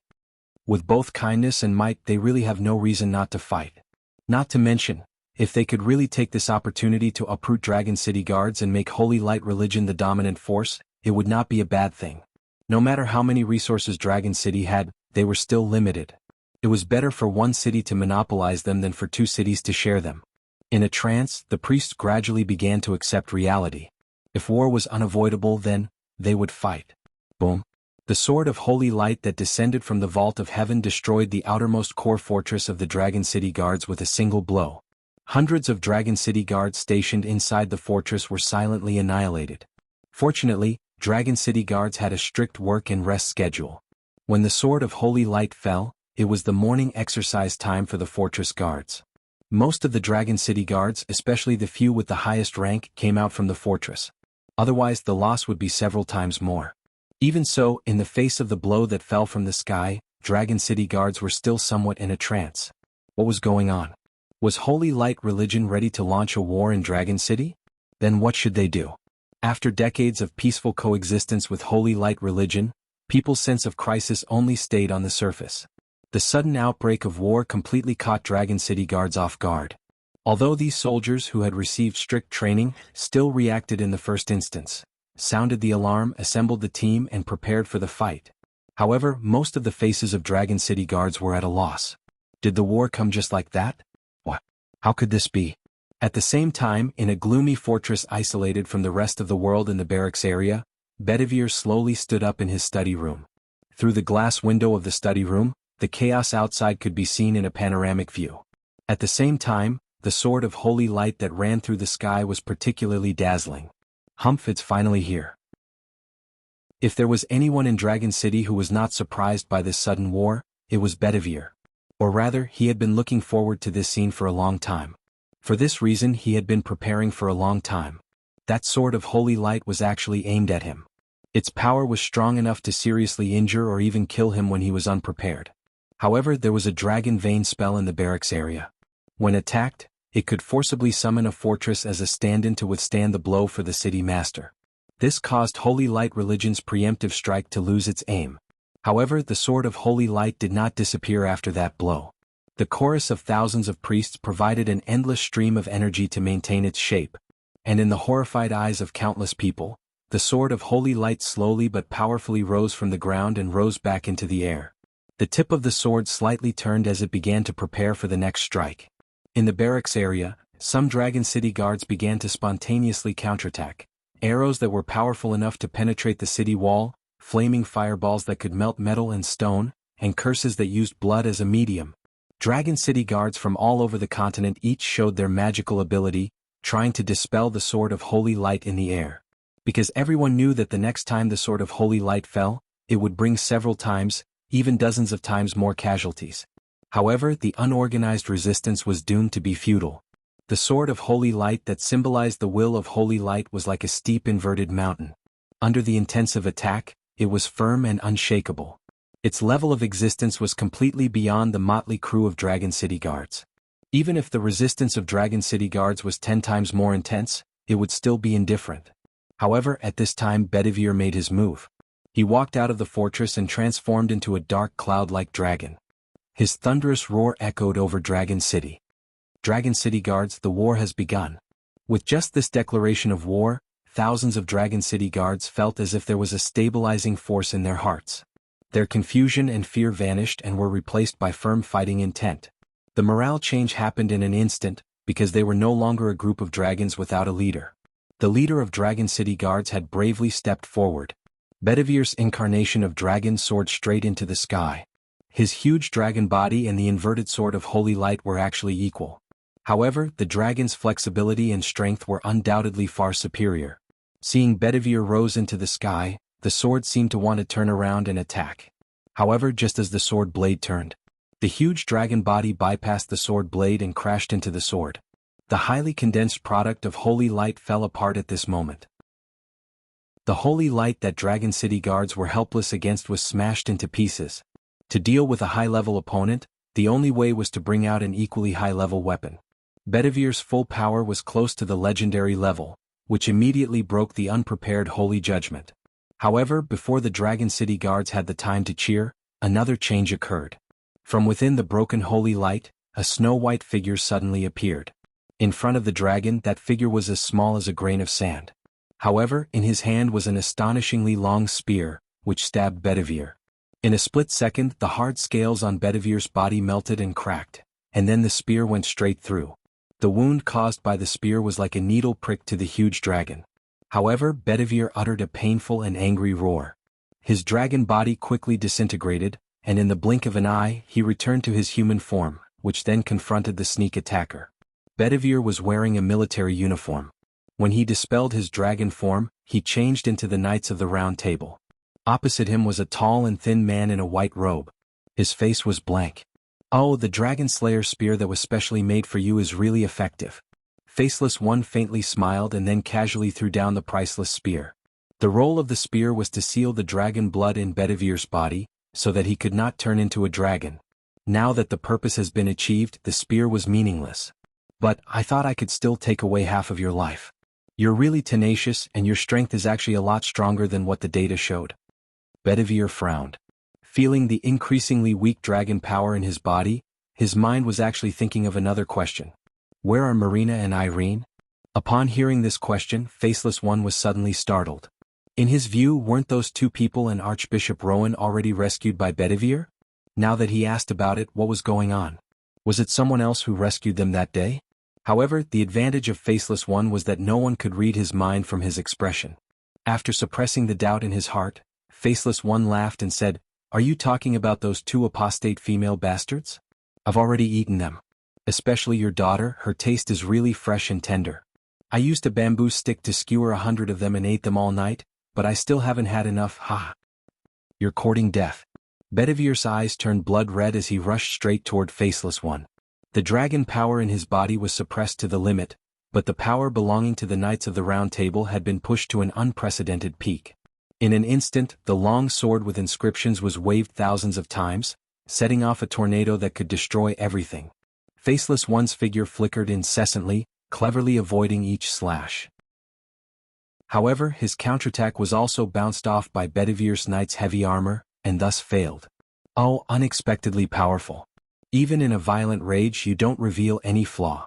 You're indeed worthy to be the former Knights of the Round Table. Faceless One calmly said, "However, as long as the weakness of human nature is still there, there's nothing great about it." With that, Faceless One pulled out two daggers and engaged Bedivere in close combat. Although he couldn't hurt the enemy, he could still entangle Bedivere. At the same time, another Faceless One appeared on the ground. His aura was much weaker than the Faceless One in the sky, but his unique temperament was exactly the same as the original. Well, weren't those two bastards saved by Bedivere? But their aura is clearly hidden here. Forget it. In short, let's find them first and force Bedivere to submit. To deal with a veteran like Bedivere, empty threats were meaningless. Only by really controlling his wife and children could he really influence him. However, on the other hand, Bedivere was stubborn but extremely sentimental. Even if he was determined to sacrifice Marina and her daughter, when they really appeared in front of him, it was impossible for his heart of stone not to be affected. Therefore he had to drag them out. Although the aura of the two people seemed to be deliberately concealed, for him, the executioner of Holy Light religion, the smell of apostate could never be hidden. Are they there? It only took Faceless One a moment to determine the location of Marina and her daughter. While his main body in the sky was entangled with Bedivere, his avatar immediately rushed to the place where Marina and her daughter were. It was in the barracks area, the accommodation area for the recruits. Marina and her daughter were on the second floor of a single-family villa. Faceless One didn't need to run, but directly moved by flashing. Each time his figure flashed, he could move nearly 100 meters. In just a few blinks of an eye, he had arrived at the second floor of the small building. On the second floor, Marina, holding her daughter, looked in horror at the sudden appearance of Faceless One in front of her.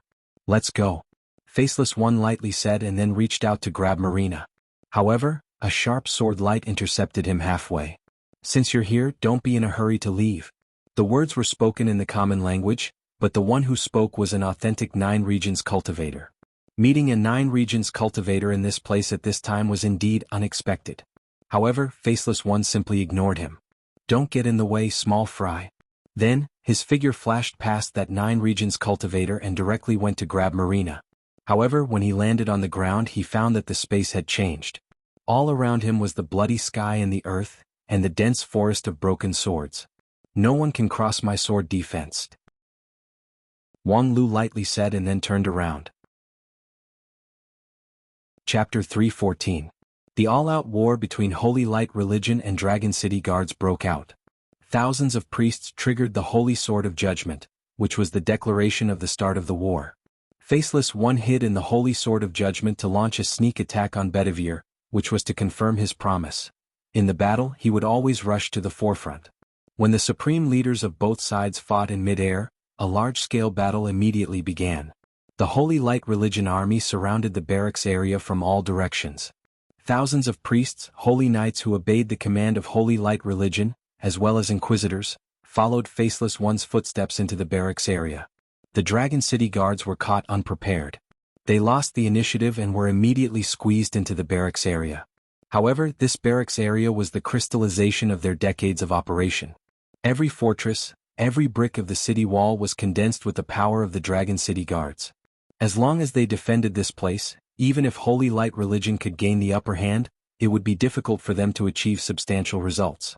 In addition to the fortress that was destroyed by the Holy Sword of Judgment, Dragon City Guards firmly controlled the rest of the fortresses, propping up an impregnable line of defense, isolating the Holy Light Religion army outside.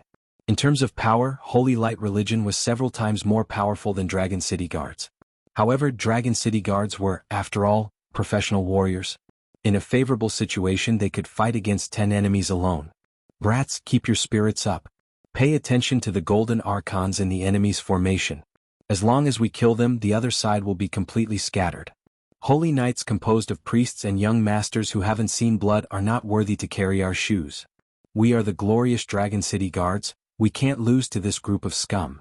On a fortress on the periphery of Dragon City, the High Order Guard Marcus roared and at the same time, used the chainsaw in his hand to behead one enemy after another. His fortress was located at the forefront of the battlefield. Originally, it was indestructible along with the other fortresses. However, because of the Holy Sword of Judgment, the most important one was directly destroyed. Now it seemed isolated and helpless. Soon, it was firmly surrounded by the Holy Light Religion army and fell into a desperate situation.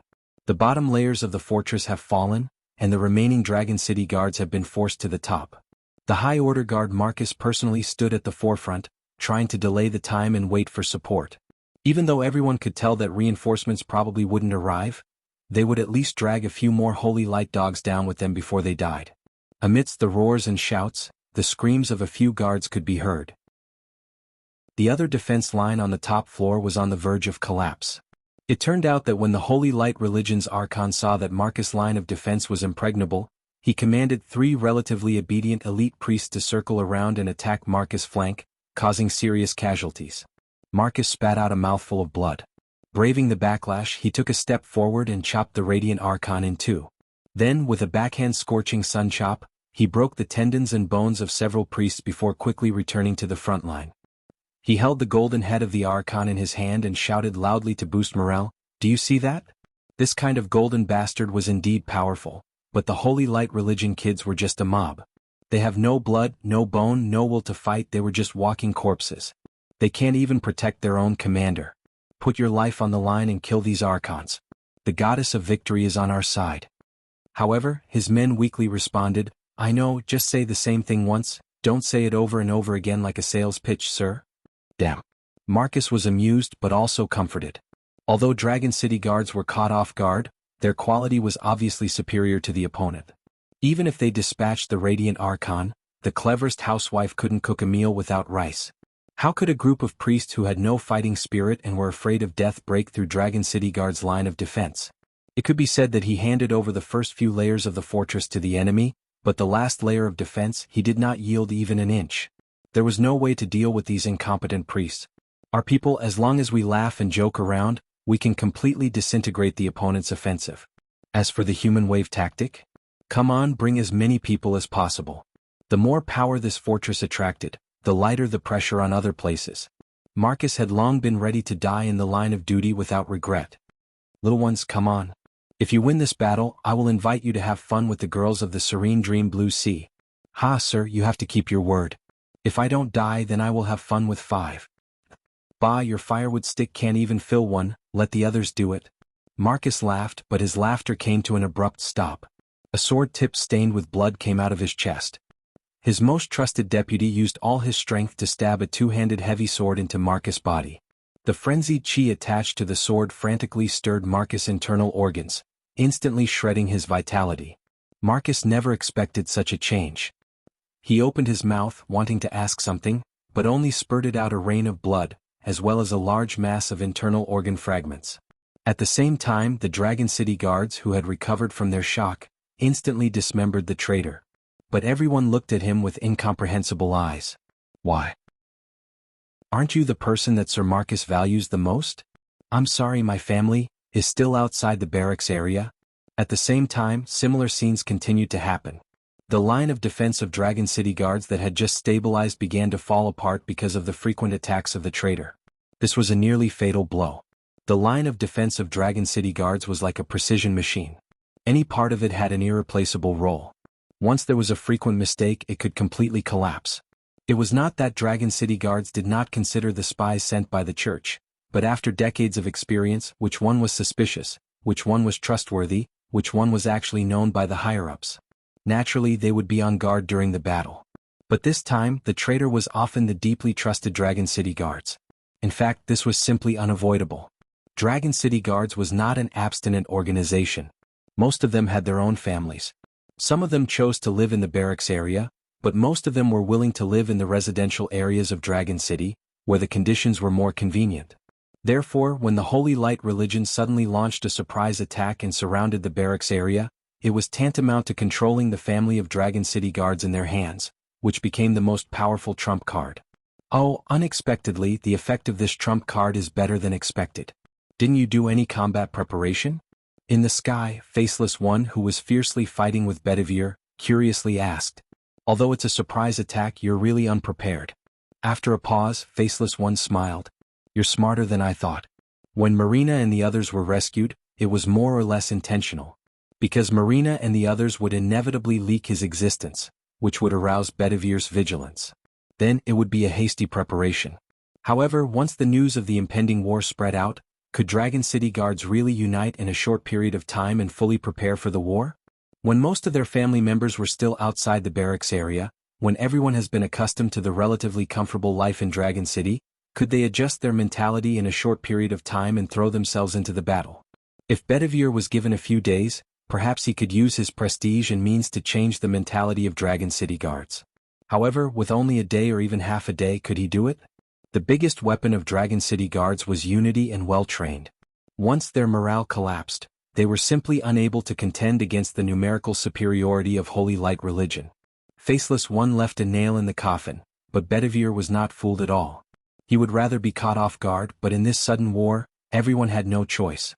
They could only instinctively resist, struggle, and survive. However, it would erupt with amazing cohesion. According to Faceless One's speculation, in the best-case scenario, Dragon City guards shouldn't even be able to survive the first round. However, their current performance had far exceeded the expectation. Although you're a bastard, you're a good opponent. Don't you want to consider throwing yourself into the embrace of Holy Light?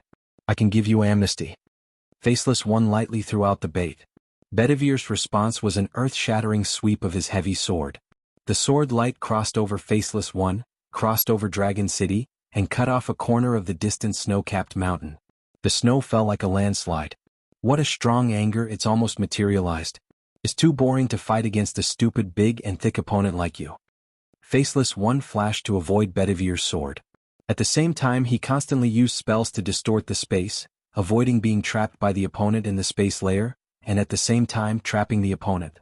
Then, his attention was gradually diverted to the other side. TSK, that 9 regions bastard is unexpectedly tenacious. He's just a middle-order profession, how could he be so tough?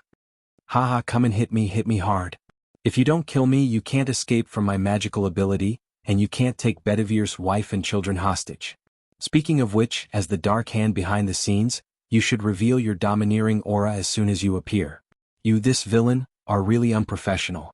In the world of swords, Wang Lu's non-phase sword drew out a 3-feet sword defense, while Faceless One's avatar stood outside the sword defense, looking at the opponent with great confusion. Obviously, he was just a small fry equivalent to a middle-order profession, so how could his defensive ability be so powerful? Although his avatar's power was less than 1/10 of the original's, its strength was enough to crush a high-order profession. However, just now he had used more than 30 different methods, yet none of them could break his sword defense. Perhaps even those legendary professions with the highest bloodline were not this powerful.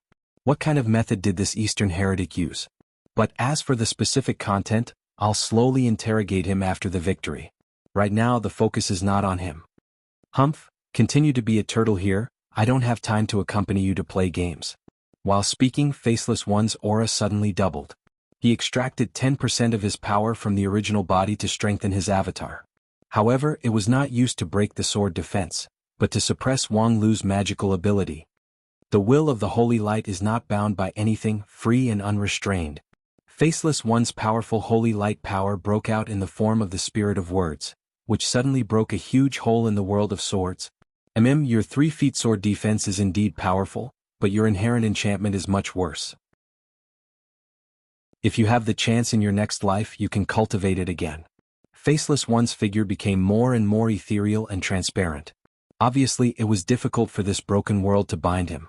After Faceless One escaped, although Wang Lu could protect himself, he might not be able to protect Marina and her daughter. Wanna leave? Sure, as long as you leave, I will immediately activate the curse to kill Marina and her daughter. If you have the ability, then use their bodies to threaten Bedivere. Faceless One's body, which had already turned away, slowly turned back. What did you say? Marina and her daughter have a curse inside their bodies. If you dare to leave, I will dare to kill them. Faceless One was stunned for a moment. Sure enough, you and Bedivere are not on the same side. But if you kill his wife and daughter, aren't you afraid that he will turn against you? Wang Lu laughed. Since I'm not on the same side, what am I afraid of? Killing Marina and her daughter was, of course, a bad plan, but it was better than being helpless. Faceless One observed Wang Lu for a moment and then made a decision. I really didn't expect that there would be a variable like you. You can have this chess piece, I don't want it anymore. With that, Faceless One flickered and disappeared. He didn't leave but completely disappeared. This avatar was completely absorbed by the original body. At the same time, Bedivere's painful roar came from the sky. Strengthen the strength of the original body and suppress Bedivere as fast as possible. As long as he killed Bedivere, the victory of the war would naturally be in his hands. Why should he entangle himself with an inexplicable variable? Marina and her daughter were good chess pieces, but they were only chess pieces. If he didn't want them, what else could he do? Wang Lu retracted his original magical ability and looked at the deteriorating situation in the sky. He shook his head and said with a smile, "Variable? Among all the variables today, I'm the least worth mentioning." Chapter 315. In the sky above Dragon City, the fight between Bedivere and Faceless One had entered a white-hot stage. After withdrawing his avatar, Faceless One's power skyrocketed, and he began to turn from defense to offense. Endless holy light spells like a tide rushed toward Bedivere. The lonely figure of the Knight of the Round Table seemed humble and small in the vast sea of light, completely falling into a disadvantageous position. Faceless One's fighting style was very special. Obviously, he had an overwhelming advantage in strength, but when he made his move, he still aimed to attack the opponent's mind. The holy light energy was manipulated by him into all kinds of illusions, projecting the opponent's most fearful picture. Sometimes it was Marina and her daughter being dismembered, sometimes it was Bedivir's former comrades in arms covered in blood that demanded his life. He could even project the phantom of the Night King that Bedivere swore allegiance to, forcing Bedivere to kneel down and beg for mercy, giving up resistance. These illusions naturally didn't have much effect on a strong-willed warrior, but in the face of an opponent with an overwhelming advantage, any trace of hesitation or surprise would bring disastrous consequences. Faceless One didn't need Bedivire's mind to collapse. As long as he was slightly caught in the illusion, a series of fatal blows would follow. Bedivere held the knight's sword. Along with the flow of the inscription on the sword, the power bestowed to him by the Night King continued to emerge, pushing him to continue to fight. He had no intention to be angry at the opponent's despicableness. Faceless One's playing with human nature was already an instinct. This was his fighting style, and it was the same for anyone. Moreover, the winner would not be condemned. What he had to do was to make his heart infinitely close to ice cold, unshaken by any external things. Only in this way could he have a slim chance of winning.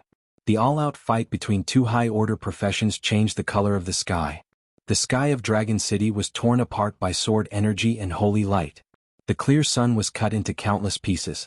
Some were covered in dark clouds, some were flashing with lightning and thunder, some were the deep night sky, and some were even the sceneries of hell. The law of heaven and earth had begun to be disordered, which made no one dare to approach the sky battlefield. They could only quietly wait for the outcome of the battle between the two high-order professions. In truth, even though everyone was fighting fiercely during the attack and defense of Dragon City, the battlefield was strictly stratified.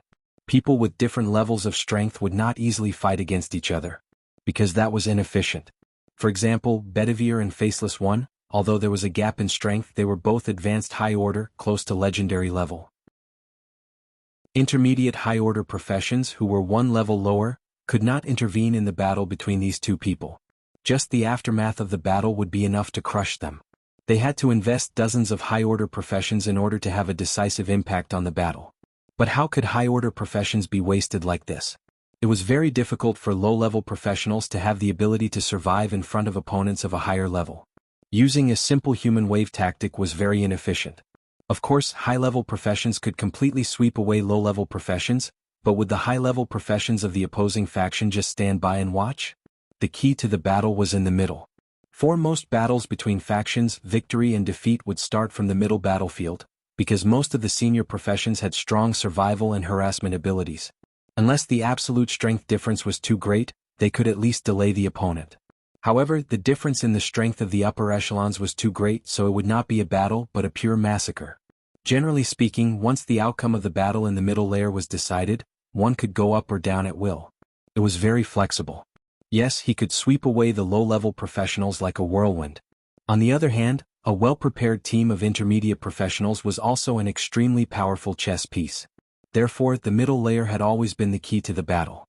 And now, on the battlefield in Dragon City, the two forces were barely equal. Although Dragon City was in a disadvantageous position, it could still hold on. However, the middle-level forces of Holy Light Religion had shown an overwhelming advantage. In fact, in terms of the number of middle-level forces, Holy Light Religion was far above Dragon City Guards. It was only because Dragon City Guards had rich combat experience, coupled with the geographical advantage of the military camp area, that they could barely hold on. However, after Holy Light Religion launched the traitors among Dragon City Guards, this balance was broken. The outermost line of defense was soon broken through. Holy Light Religion, under the leadership of the Holy Knights, quickly broke into the inner line and engaged Dragon City Guards in close combat, quickly nibbling away the living space of the other side. In the blink of an eye, the front line was on the verge of collapse. "Hey, your men are being slaughtered, aren't you going to do something about it?" In the sky, Faceless One lightly asked. Bedivere simply disdained to respond. He rotated the inscription on his knight sword and continued to change his offensive, trying to capture the flickering trajectory of the opposite party. His opponent was Faceless One. Besides that, there was no need to consider anything else. At this time, if he was defeated because of distraction, it would only release a terrifying devil, which would be irresponsible to his comrades. Seeing that his provocation was ineffective, Faceless One said, "Or do you have that much confidence in the inner line fortress?" While speaking, Dragon City Guards have been forced into the innermost defensive circle by Holy Light Religion. Supported by the three fortresses, Bedivire's mansion was the last trump card in the military camp area. When most of the Dragon City guards retreated into the inner guards, the barracks area suddenly shook, and the three fortresses located in the core of the inner circle rose from the ground. The cyan bricks and stones seemed to have a life of their own, squirming like flowing water. The square-shaped fortresses rose from the ground and turned into giants made of bricks and stones. These giants were extremely powerful alchemy life forms. Any one of them had the strength of a high-order profession, and in the narrow battlefield, their lethality was unparalleled. They had infinite strength and swift action. After their transformation, they immediately swung their heavy fists and fiercely smashed the vanguard holy knights of Holy Light religion, breaking their tendons and bones. The fists of these giants were as big as a hill, and it just so happened that in order to compress the front line, the Holy Knights' formation was very dense. With one punch, more than a dozen people would turn into meat sauce. However, the giant's blue body was indestructible. Any Holy Light spell that hit it would be turned into nothingness, without the slightest effect. Encountering such an opponent, the frontline legion of Holy Light religion had a tendency to collapse. However, the morale of Dragon City guards was greatly boosted, and they began to counterattack with all their might, unexpectedly pushing the front line by a large margin. The original absolute disadvantage also faintly showed the hope of a comeback. Humph, decades of operation is indeed not easy. You've actually accumulated so many of these blue bricks blessed by the Holy Light, enough to build 3 fortress giants. Dragon City Parish is indeed rotten, it needs to be purified. While suppressing Bedivere, Faceless One commented on the battlefield below with great interest. However, decades of operation is too long. Do you think we really know nothing about these 3 giants? The blue bricks that are immune to Holy Light spell are made by our Holy Light religion. Do you think we don't have any backup plan? Bedivere didn't answer, but his knight sword attack became more and more fierce. At this time, a high-ranking priest of Holy Light religion suddenly stepped forward and loudly recited, "All the blessings in the world come from the Holy Light, and the will of the Holy Light leads everything. Those who steal from the Holy Light will not last long, and will be punished by the Holy Light." At the same time, the 3 bluestone fortress giants trembled violently. Each of the blue bricks that made up their body groaned in pain under the recitation of the high-ranking priest. The miracle of the Holy Light came from the Holy Light, and the priest, as the spokesperson of the Holy Light, naturally had the right to take back these miracles. In just a moment, the 3 giants' bodies continued to soar up platinum balls of light. That was the blessing power of the Holy Light, and also the source of the Holy Light spell immunity. However, at this time they have all been driven away. Without the spell immunity, the bluestone fortress giants were just a large target. The Holy Light religion priests rallied and bombarded the giants with a large number of spells, which soon drowned the giants. These valiant alchemy creatures uttered earth-shaking wails, but they were inevitably disintegrated little by little. At this time, at the corner of the battlefield, a sorrowful old man said, "Madam Holy Maiden, please let me stop all this. This war is meaningless." "Stop all this? Can you do it?" A sword-wielding 9 regions cultivator chuckled and interjected, "Be careful not to get involved and lose your reputation. In any case, I must do my best to stop this tragedy from continuing. You won't give up until you see the Yellow River. Then go ahead and try. I'll be waiting to collect your corpse." Seeing that his persuasion was ineffective, the 9 regions cultivator shrugged indifferently. "Looking forward to your good news." The old man took a deep look at him, and then looked at the Holy Maiden whom he pledged allegiance to. "Madam Holy Maiden, I'm going." The Holy Maiden nodded. I look forward to your peaceful resolution of this dispute." Next to her, someone imperceptibly said to himself, "Peaceful? You're still too naive." The situation on the battlefield once again tilted in the direction of Dragon City guards. Under the intensive bombardment of spells, the 3 bluestone giants were bruised and on the verge of collapse. The morale of Dragon City guards was greatly damaged and gradually pushed back. And the fortress that originally formed the core of the inner defense line has stood up. Therefore, at this time the inner defense line was tantamount to being defenseless. If they were once again overwhelmed by Holy Light religion, there would be no possibility of reversing the situation on the battlefield. However, just as the priests were ready to completely disintegrate the 3 bluestone giants, a white light soared into the sky, and the voice of Archbishop Rowan resounded in all directions. "Children of the Holy Light, please stop." The battlefield fell into silence in an instant. The 2 warring sides coincidentally stopped and focused their attention on the Archbishop in the sky. After attracting everyone's attention through the holy word technique, Archbishop Rowan sighed and said, "This is a meaningless war. The one who started the war is the despicable and shameless devil who stole the holy light. We have been living in peace with Dragon City guards for so many years, why would we inexplicably launch a lose-lose war? For decades we have never been enemies. Even if we have different beliefs, we are still friends who live in the same world. Among us, how many of us have a friend from the opposite camp? Among us, how many of us secretly admire someone from the other camp? From the initial indifference, to the later gradual familiarity, and one day we can become real brothers and sisters. So why do we hurt each other? Why do we have to set off a reign of terror? Can any of you tell me why? On the battlefield, everyone was shocked by this sudden turn of events, and everyone was silent. I know it's because some despicable and shameless devil, in the name of the holy city, forced you to fight each other, forced you to launch an unjust war. He forged the mark of the holy city and has a powerful force. You are at a loss and can only obey his orders, but I am imprisoned by him and can't show up to set things right. But now it's all over. The voice of Archbishop Rowan echoed repeatedly in Dragon City. As the person involved, Faceless One just sneered as if he saw a barking wild dog, and then continued to attack Bedivere. However, Bedivere also didn't notice the existence of Rowan. His mind was completely devoted to the battle with Faceless One. Along with the fierce fighting sound in the sky battlefield, the sound of dialogue gradually appeared on the battlefield. A moment later, a Dragon City guard loudly shouted, "Stop? That's easy to say. So many people have died here, how can we stop? Can you bring them back to life? Yes, if the war hasn't started, it's fine if you show up to stop it. But now that the blood has flowed like a river, you still want everyone to stop fighting? Who do you think you are?" Even the priests of Holy Light religion at this time were somewhat bloodshot. No matter how high the prestige of Archbishop Rowan was, it was impossible for them to stop. But Rowan was also secretly complaining. In the past, when he and Faceless One exchanged blows, he was seriously injured by the Holy Light spell. Later on, he was fortunately rescued by Wang Lu and indeed escaped with his life. However, not long after he knelt in front of Jean d'Arc, his injury broke out and he fell unconscious. It wasn't until the war officially began and the Holy Light energy surged endlessly that he sensed it and resuscitation came. Just a few minutes ago at that time, the blood had already flowed like a river. But now he had no choice but to stop this fight. This war is not the will of any of you. You are just used by others, reduced to his sword and knife. If there is a sin, it should be blamed on the culprit who started this conspiracy. Look, he's still swaggering above your heads. Rowan tried his best to stimulate the power of Holy Light so that his voice could better stir people's hearts and induce their thinking. Children of Holy Light, please recognize your enemy and adjust the direction of your sword and knife. Elites of Dragon City, loyal servants of Holy Light, please put down your enmity, don't let your loved ones suffer and the enemy be happy. You have a common enemy, a common threat.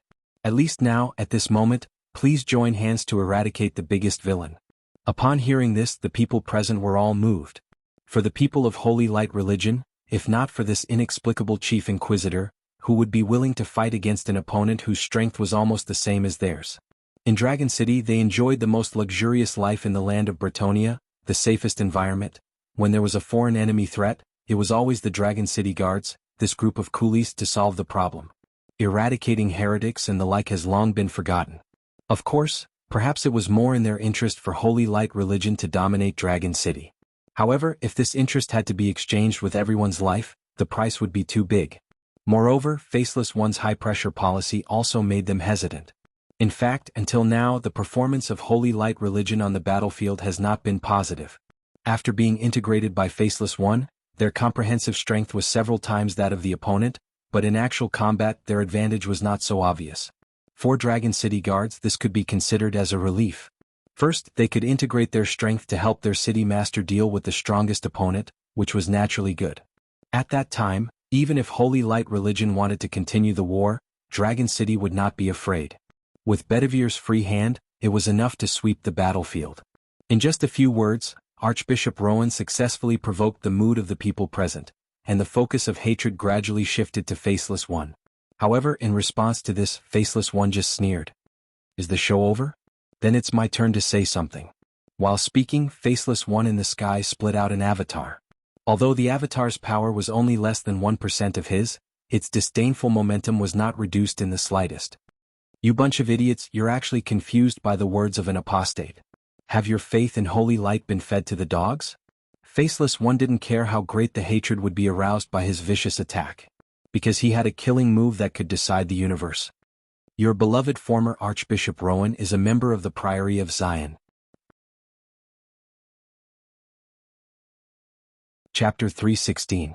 If you casually stopped a person and asked him what the Priory of Zion was, most of the answer would be inexplicable. The Priory of Zion, even within the Holy Light religion, was a secret that could not be casually spread. Among the thousands of priests and holy knights present, only less than half of them knew the meaning of this word. In short, it was a group of rebels hidden within the church. They also had the faith of the Holy Light, but they were not of the same mind as the church. On the surface, they obeyed the rule of the church, but secretly plotted to overthrow it. The official statement within the church was that the Priory of Zion was a group of shameless heretics who stole the faith. Although they could use the Holy Light, they were the biggest enemy of the church. However, the Priory of Zion had existed for a long time. For those who were familiar with the inside story, the Priory of Zion meant that the rule of the Holy Light religion was not as honorable as they said. Perhaps the Sea of Holy Light was supreme, but their human spokesperson was obviously not. Of course, at least on the surface, the Priory of Zion was still the sworn enemy of the Holy Light religion, the largest illegal organization. They killed the members of the Priory of Zion without asking any reason. You said that the Archbishop is a member of the Priory of Zion. What evidence do you have? A priest who had always loved the Archbishop loudly asked. At the beginning, when Faceless One claimed that the Archbishop and the Holy Maiden were apostles, he already had his doubts. Now he even claimed that the Archbishop was a member of the Priory of Zion, which was simply nailing him to the pillar of shame. Moreover, how could other people believe such a slander without any evidence? Evidence? Since Rowan is here, why don't you let him personally show the evidence? Rowan, show everyone your heart of faith. If you are not a member of the Priory of Zion, I will commit suicide in front of you. What do you think? Faceless One laughed, simply took out a pen and drew a warm smiling face on his face. Rowan, as long as you are willing to show your heart of faith, if I wronged you, I will collapse my heart of faith and die in front of you.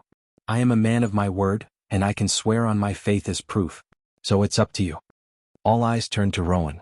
If he was inexplicably questioned and asked to prove his innocence, Rowan could scold.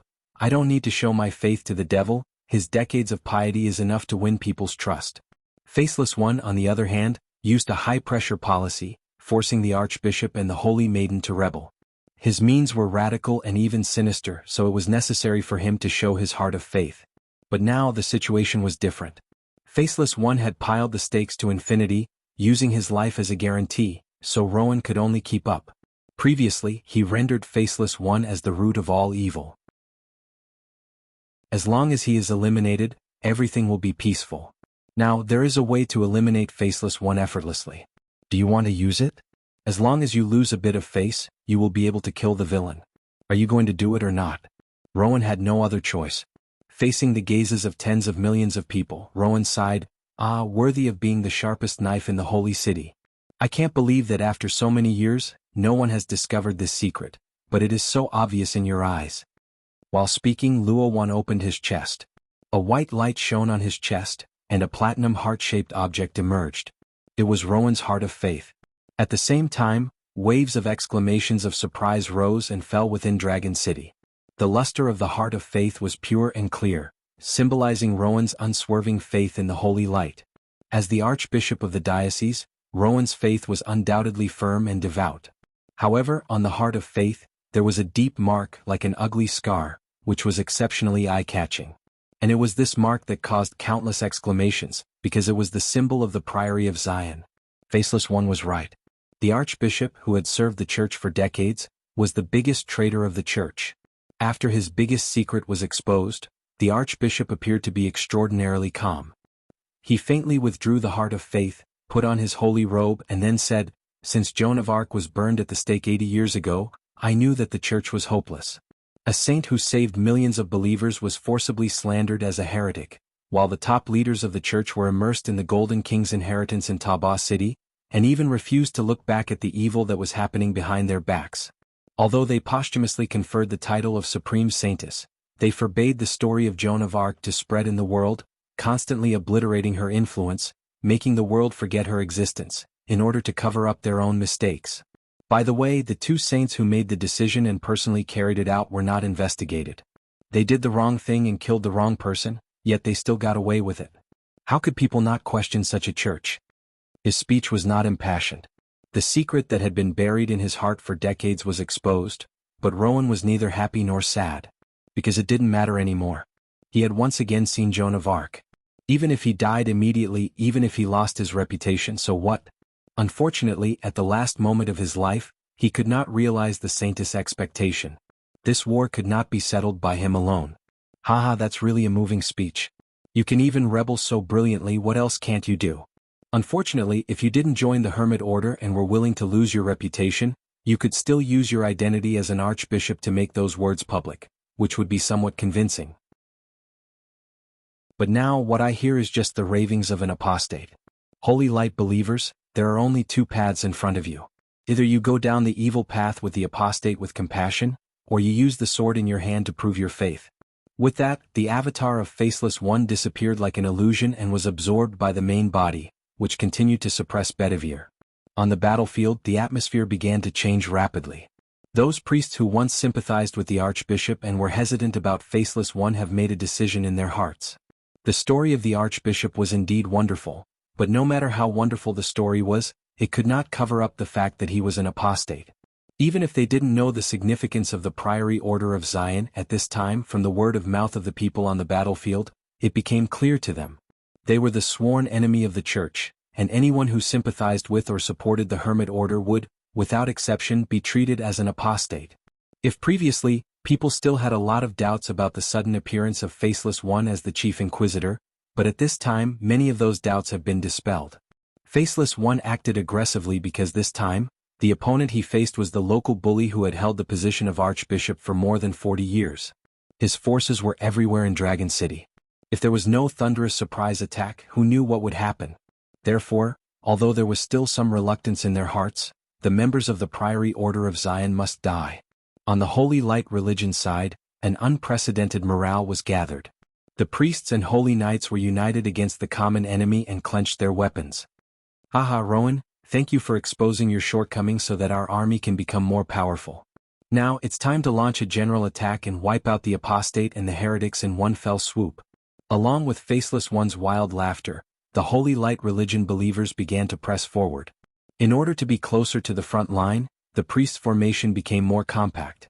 Although the possibility of suffering damage was greatly increased in the Holy War, seeing that the victory was already decided, people couldn't care less. At this time, it was more important than anything else to prove themselves with the courage to sacrifice themselves. And at the same time, Wang Lu, who was watching with cold eyes, lightly said, "The flower-picking operation can begin."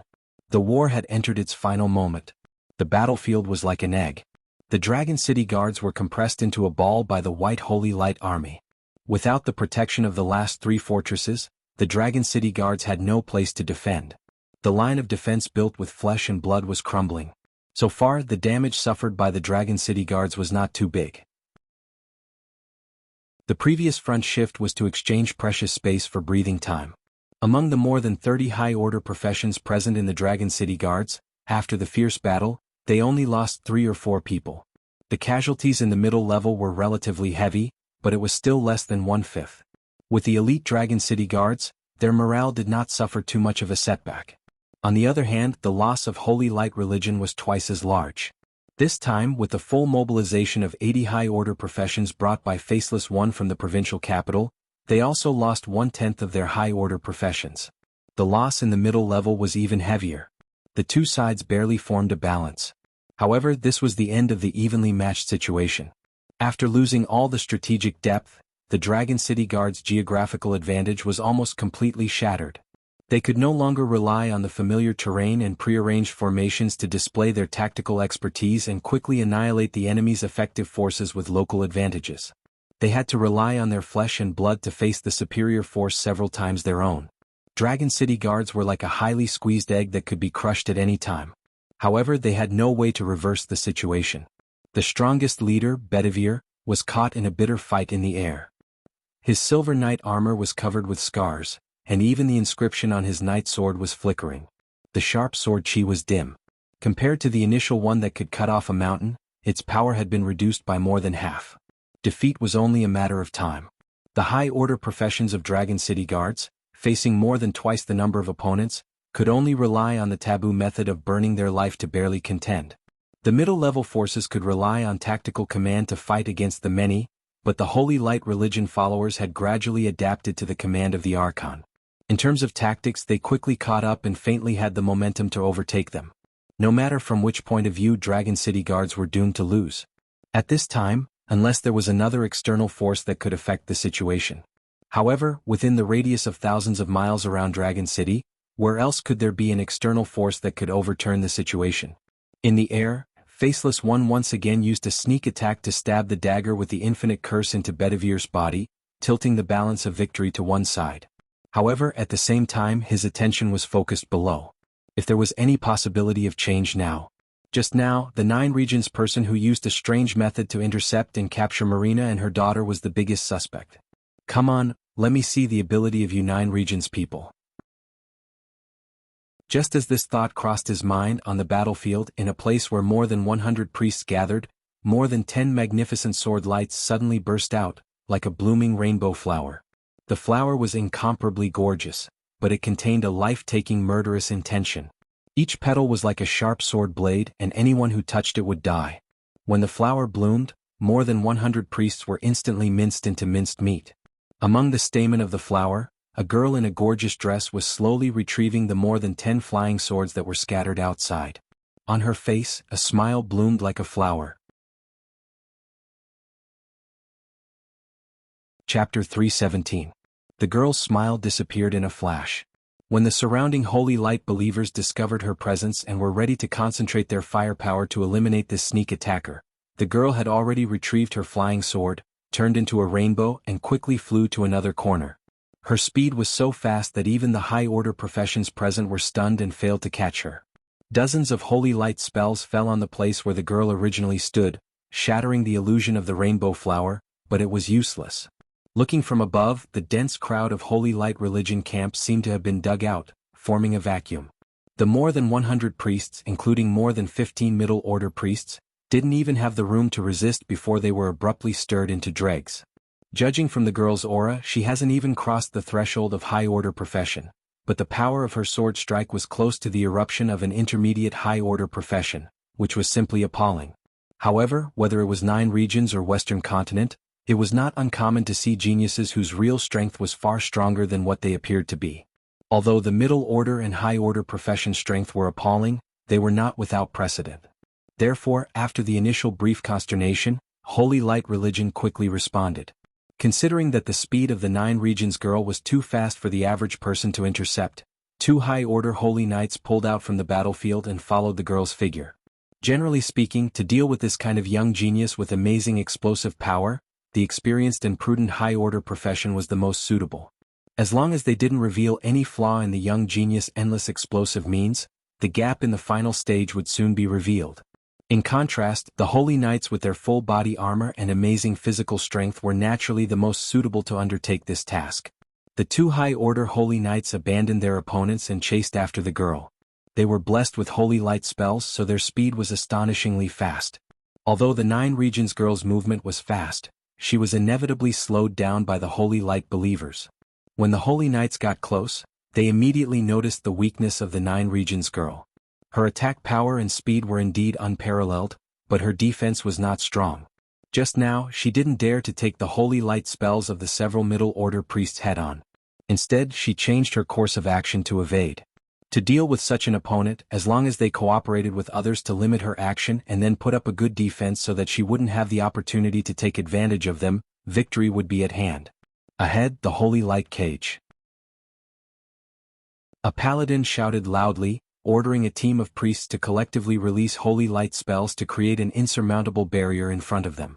This kind of Holy Light cage didn't have any special characteristics other than being extremely sturdy. However, when the girl saw it, she casually waved a crimson-red sword chi and punched a hole in the wall of light. She passed through the hole without slowing down at all.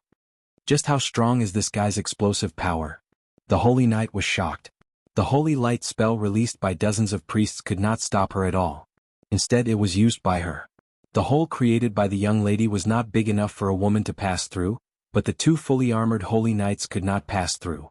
They could only use their swords to shatter the entire cage. Seizing this opportunity, the girl once again transformed into a streak of rainbow light and rushed into an area with a high concentration of priests. She unleashed a deadly rainbow flower and reaped more than 100 lives. Seeing this scene, the two holy knights were so angry that their eyes almost popped out of their sockets. They immediately activated the teleportation spell on their boots, trying to appear directly beside the girl and then, one on the left and one on the right, exerting pressure on her from different directions. Using the spell on their boots would interfere with the protection of the armor for a short period of time. However, the two holy knights couldn't care too much about it at this time.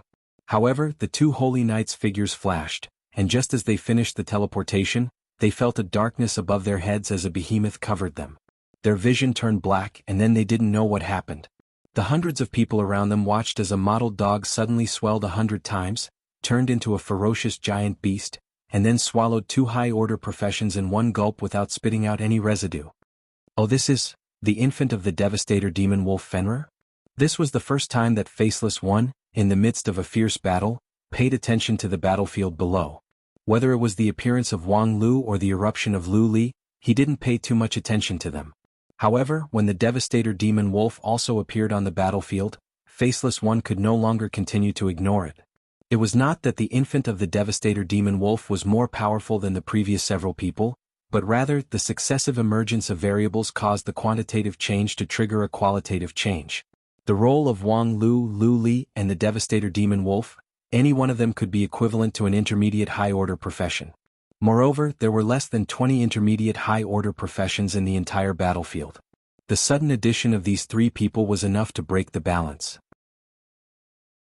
In fact, the 2 outbursts of Lu Li alone had greatly shaken the Holy Light religion, and then the World Destroyer Demon Wolf made its move, which directly swallowed the 2 high-order Holy Knights. The surrounding hundreds of priests and Holy Knights were affected and dared not to move forward. The crumbling defensive line of Dragon City guards immediately got a chance to breathe. Almost no one in 9 regions recognized the devastator demon wolf, but in the Western continent, it was not difficult to hear its name if one was knowledgeable. The demon wolf Fenrir, who had just entered adulthood, was already equivalent to legendary level. When it fully matured, it could even step into the realm of God, which was a nightmarish opponent. Fenrir's strongest ability was to swallow. Anything that was swallowed by it was a dead end. The strength of this infant was barely equivalent to a low-order high-order profession. However, once the sneak attack was successful, even a holy knight with amazing defense would be instantly killed after being swallowed by it. With it around, except for a few people, no one could be considered safe. Coupled with the legend that the devastator demon wolf once swallowed the god, the blow to the morale was simply fatal. If left alone, although it was not certain that Dragon City guards could successfully turn the tables, it would, after all, add a lot of variables to the battle. However, in Holy Light religion, who could deal with these sudden changes? Are you trying to force me to make my move? Faceless One nodded. Very well, as you wish. The next moment, Faceless One suddenly disappeared from the battlefield. Bedivere, who was suppressed to the point that he could hardly breathe, was immediately relieved. For a long time he was at a loss. At the same time, just as Lu Li retrieved her flying sword, she saw a tall, white-robed faceless man in front of her.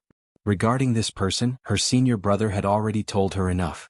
Without hesitation, the 12 flying swords that formed the brilliant sword array fully erupted. At the same time, she also held her strongest killing move, the immortal sword Skybreaker, in her hand. That horrifying life-taking rainbow was actually far from Lu Li's strongest means. The full power of the brilliant sword heart was enough to make an intermediate high-order profession tremble in fear. However, for a high-order Faceless One, no matter how brilliant Lu Li's means were, it was just a child's play. The level difference was too big. He didn't even need to pay attention to the opponent's attack. With his holy robe and physical protection he could resist it. And Lu Li couldn't even touch the aftermath of his attack. Merely the power of his move was enough to make Lu Li's breathing difficult and her jade mansion agitated. However, the moment Faceless One made his move, an exceptionally familiar heavy sword light shone in front of him. Wang Lu mysteriously appeared in front of Faceless One. His 3-feet sword defense propped up an unbreakable barrier. Faceless One's move suddenly slowed down for a moment. It was as if he didn't want to confront the non-phase sword light head-on. Of course, no matter how powerful the defense of a middle-order profession was, it was still a joke in front of a high-order profession.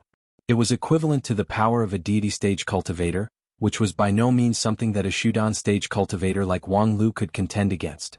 However, Faceless One seemed to be afraid of something. There was a trace of hesitation when he made his move. However, the next moment, Faceless One stretched out his right hand, and a supreme mysterious method condensed in his palm. And just at this time, Wang Lu suddenly took a step forward. His non-phase sword, which was originally in an absolute disadvantage, unexpectedly took the initiative to find the opponent. The collision of power that spanned countless stages broke out. In one strike, hundreds of crisp cracking sounds were connected into a string, as if countless precious magical treasures were crushed at the same time. At the same time, the light and shadow behind Wang Lu distorted, revealing Bai Shishuan's slightly flushed face. This was Wang Lu's well-prepared all-out blow. Relying on the treasures he brought from 9 regions as well as the countless treasures he collected in the Western continent, plus Bai Shishuan's full help, he was able to launch a cross-stage non-phase nameless sword. Even if the opponent was a high-order profession, it could still rebound once but only once. If the cost of this strike was converted into spirit stones, it would be at least in the millions or tens of millions. However, if the opponent was a high-order profession, it was difficult to measure whether it was worth it or not. Not to mention that the core figure of Holy Light religion was Faceless One. As long as Faceless One was defeated, this war would immediately be won. Buying the victory of a war with millions of spirit stones was simply a big profit. Therefore, Wang Lu had been planning for a long time and did not hesitate to launch this sword strike. Non-phase sword was the first to collide with Faceless One's divine technique. The power that was several stages higher than Wang Lu's surged violently like a surging tide. At that moment, Wang Lu clearly realized that if he relied on himself, even 100 lives would not be enough.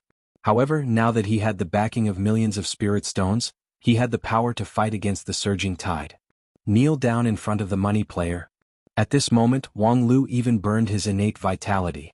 His non-phase sword expanded by millions of times, turning into a dam that was enough to block the tide. The next moment, the two forces fiercely collided. Wang Lu did not have a 100% chance of winning, not even half. The opponent was, after all, a high-order profession, the #1 person below the legendary level in the church. If the opponent wanted to kill him at all costs, millions of spirit stones might not be enough. However, there was no such thing as a free win in this world. If he didn't go all out, it was impossible to win. Victory and defeat were decided in an instant. The ferocious waves crashed into the dam and then rolled back. This sword strike actually gave Wang Lu the upper hand. Nameless Sword's counterattack power was displayed to the extreme. The platinum light was forced back by the sword of Mount Kuan, completely engulfing Faceless One's pale figure. On the battlefield, Wang Lu stood with his sword in hand. His body slightly trembled due to the excessive release of magical power. The tip of the sword of Mount Kuan was stained with Faceless One's blood, but Faceless One had disappeared without a trace, as if he had completely evaporated. He actually won this sword strike. However, there was not even the slightest smile on Wang Lu's face. The victory was too easy. The attack that he prepared with millions of spirit stones seemed to have fallen into the air. Faceless One's momentum was menacing, but his momentum was weak. The power of his attack was only 1/10 of the expected. Encountering Wang Lu's millions of spirit stones, it immediately collapsed. It was simply a joke. Although Faceless One had indeed turned into ashes before his eyes, Wang Lu really didn't think that he had won. Sure enough, the next moment, Faceless One's laughter came from afar. Haha, what an eye-opening sword strike. I'll give you this avatar, and then I'll kindly accept Marina and her daughter. Wang Lu helplessly sighed. He was indeed worthy to be the church's sharp knife, not that easy to be fooled. Just now, when the two sides collided, Faceless One had a higher chance of winning. However, he simply disdained to gamble, so he would rather sacrifice an avatar. Taking advantage of the absence of Wang Lu, his real body directly went to rob Marina and her daughter. The key to this war was Bedivere, the tenacious high-order knight of the Round Table, not the variables like Wang Lu, Luli, and Fenrir. Faceless One was always absolutely calm at any time, so he could always find the flaws of the opponent and take advantage of them. Right now, Marina and her daughter were unprotected. Bedivere was still somewhat stunned in the sky, completely without the ability to respond. After a breath's time, Faceless One's figure reappeared in the sky, but this time he was carrying a person in each of his hands. The petite one was Irene, and the plump one was Marina. Bedivere, admit defeat. Faceless One lightly said, save me some strength, I'll give you some leeway. At this time, Bedivere was like a dried-up oil lamp, barely able to support himself from falling down. Perhaps he still had the ability to perish together with Faceless One, but to save people from the other side was already a fantasy. However, even with Faceless One as a hostage, Bedivere still refused to waver. He spat out a pained sound and simply disdained to answer. Faceless One mentioned Marina and Irene. I know you don't care about their life and death, but women always have things that are more important than life and death. You should believe that I can do it. Bedivere's complexion was gloomy, but inwardly he had already made a decision. His eyes reluctantly swept over his daughter, as if he wanted to keep her figure in his heart. Irene, facing her father's eyes, tried to make a strong expression, but she couldn't help but burst into tears. The little girl loudly shouted, "Dad, I'm not afraid of anything." Bedivere's eyes became hot, and he had to turn his head sideways. However, the next moment Bedivere was suddenly stunned because he saw that in the other hand of Faceless One Marina Sheech. At the same time, Faceless One also noticed the abnormality. His figure flashed and was about to leave. However, he was one step too late. Marina, who was held in his right hand, moved incredibly fast. A heavy sword appeared out of thin air and pierced Faceless One's chest. Under the broken sunlight, Marina's brown hair gradually showed a golden luster.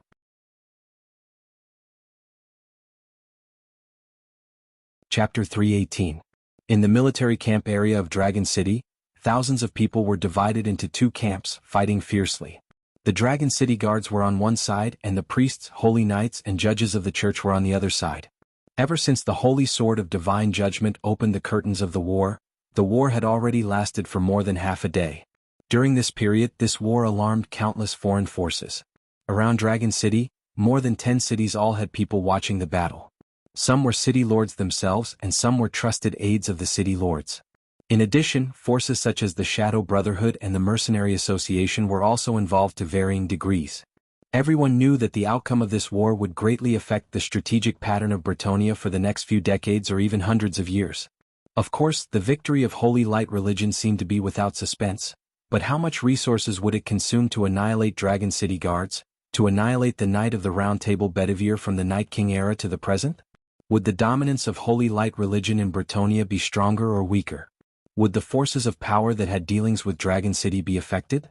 If Dragon City somehow managed to win the war, what should they do next? Would the Holy Light Church abandon Bretonnia? Or should they face the chaos in the east and destroy the remnants of Dragon City first? If Holy Light Religion intended to give up this land, what would happen to those forces that were close to Holy Light Religion? After that, other than waiting here quietly for the results, perhaps he could personally participate in it and reap some benefits? For example, the Holy Light Religion has obviously come out in full force, so when they besiege the Dragon City guards, their own rear must be very empty.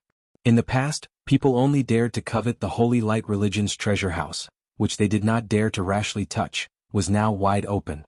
Another example, Dragon City, as the most prosperous city in Bretonnia, had too many hidden treasures. Now that most of the civilians had fled to the outskirts of the city, there were too many ownerless items in the city. On the other hand, regardless of whether Bedivere or Holy Light Religion won in the end, after the war, there must be a period of recuperation and restoration of order. This Dragon City could not be abandoned.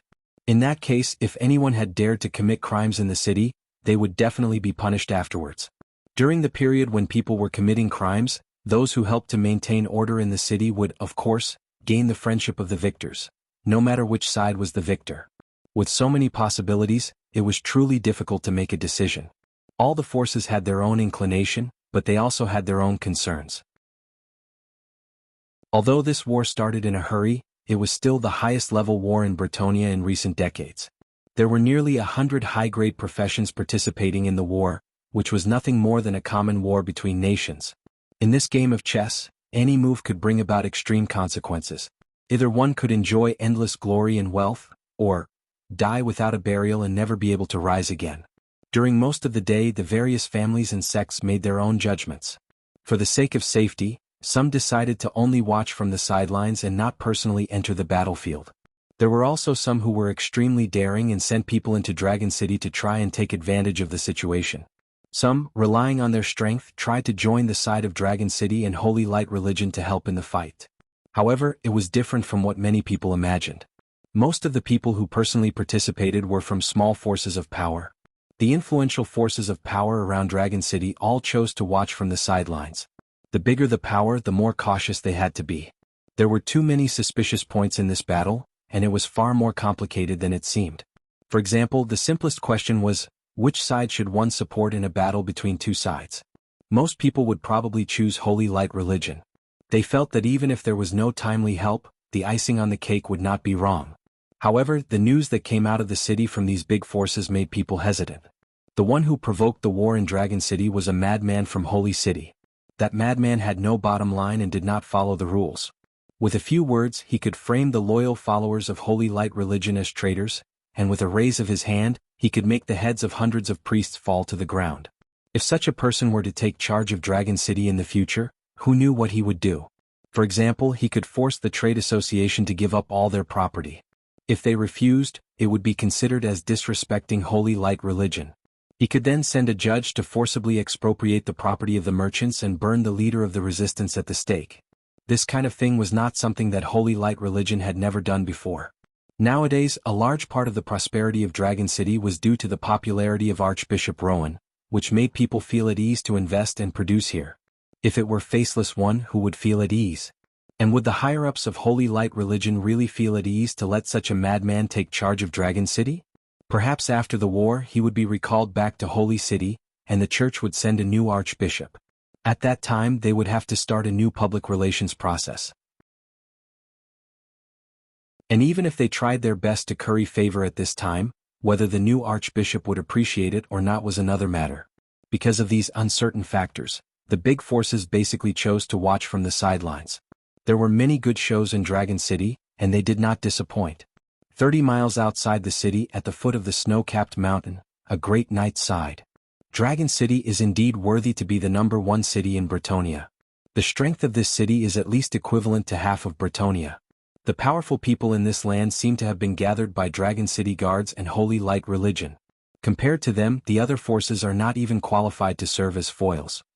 This great knight was the son of the city master of Riddle City, and also the strongest person in Riddle City. He has always been proud of his middle-order high-order profession strength. However, witnessing this meat grinder like war, the great knight's heart was filled with a strong sense of frustration. In just half a day, the number of middle-order high-order professions that died were as many as 4 or 5 people, and the strength of many low-order high-order professions on the battlefield was not inferior to him.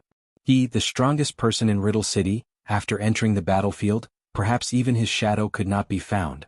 Ha, if Mr. Viscount says so, wouldn't our blue tile city be even more miserable? I, the guardian of the city, am just a low-order high-order profession. Put in that battlefield, I'm just a small fry. The great knight sneered and ignored the magician next to him. That guy has always been known for his sinister and cunning character. Although he seemed to be a low-order high-order profession, the number of middle-order high-order professions that died in his hands was quite a lot. If he were to face him, his odds of winning would only be 50-50. Seeing that the great knight ignored him, the magician grinned and said, "Moreover, after this battle, no matter who wins or loses, Dragon City's vitality will be greatly damaged, and its status will certainly plummet.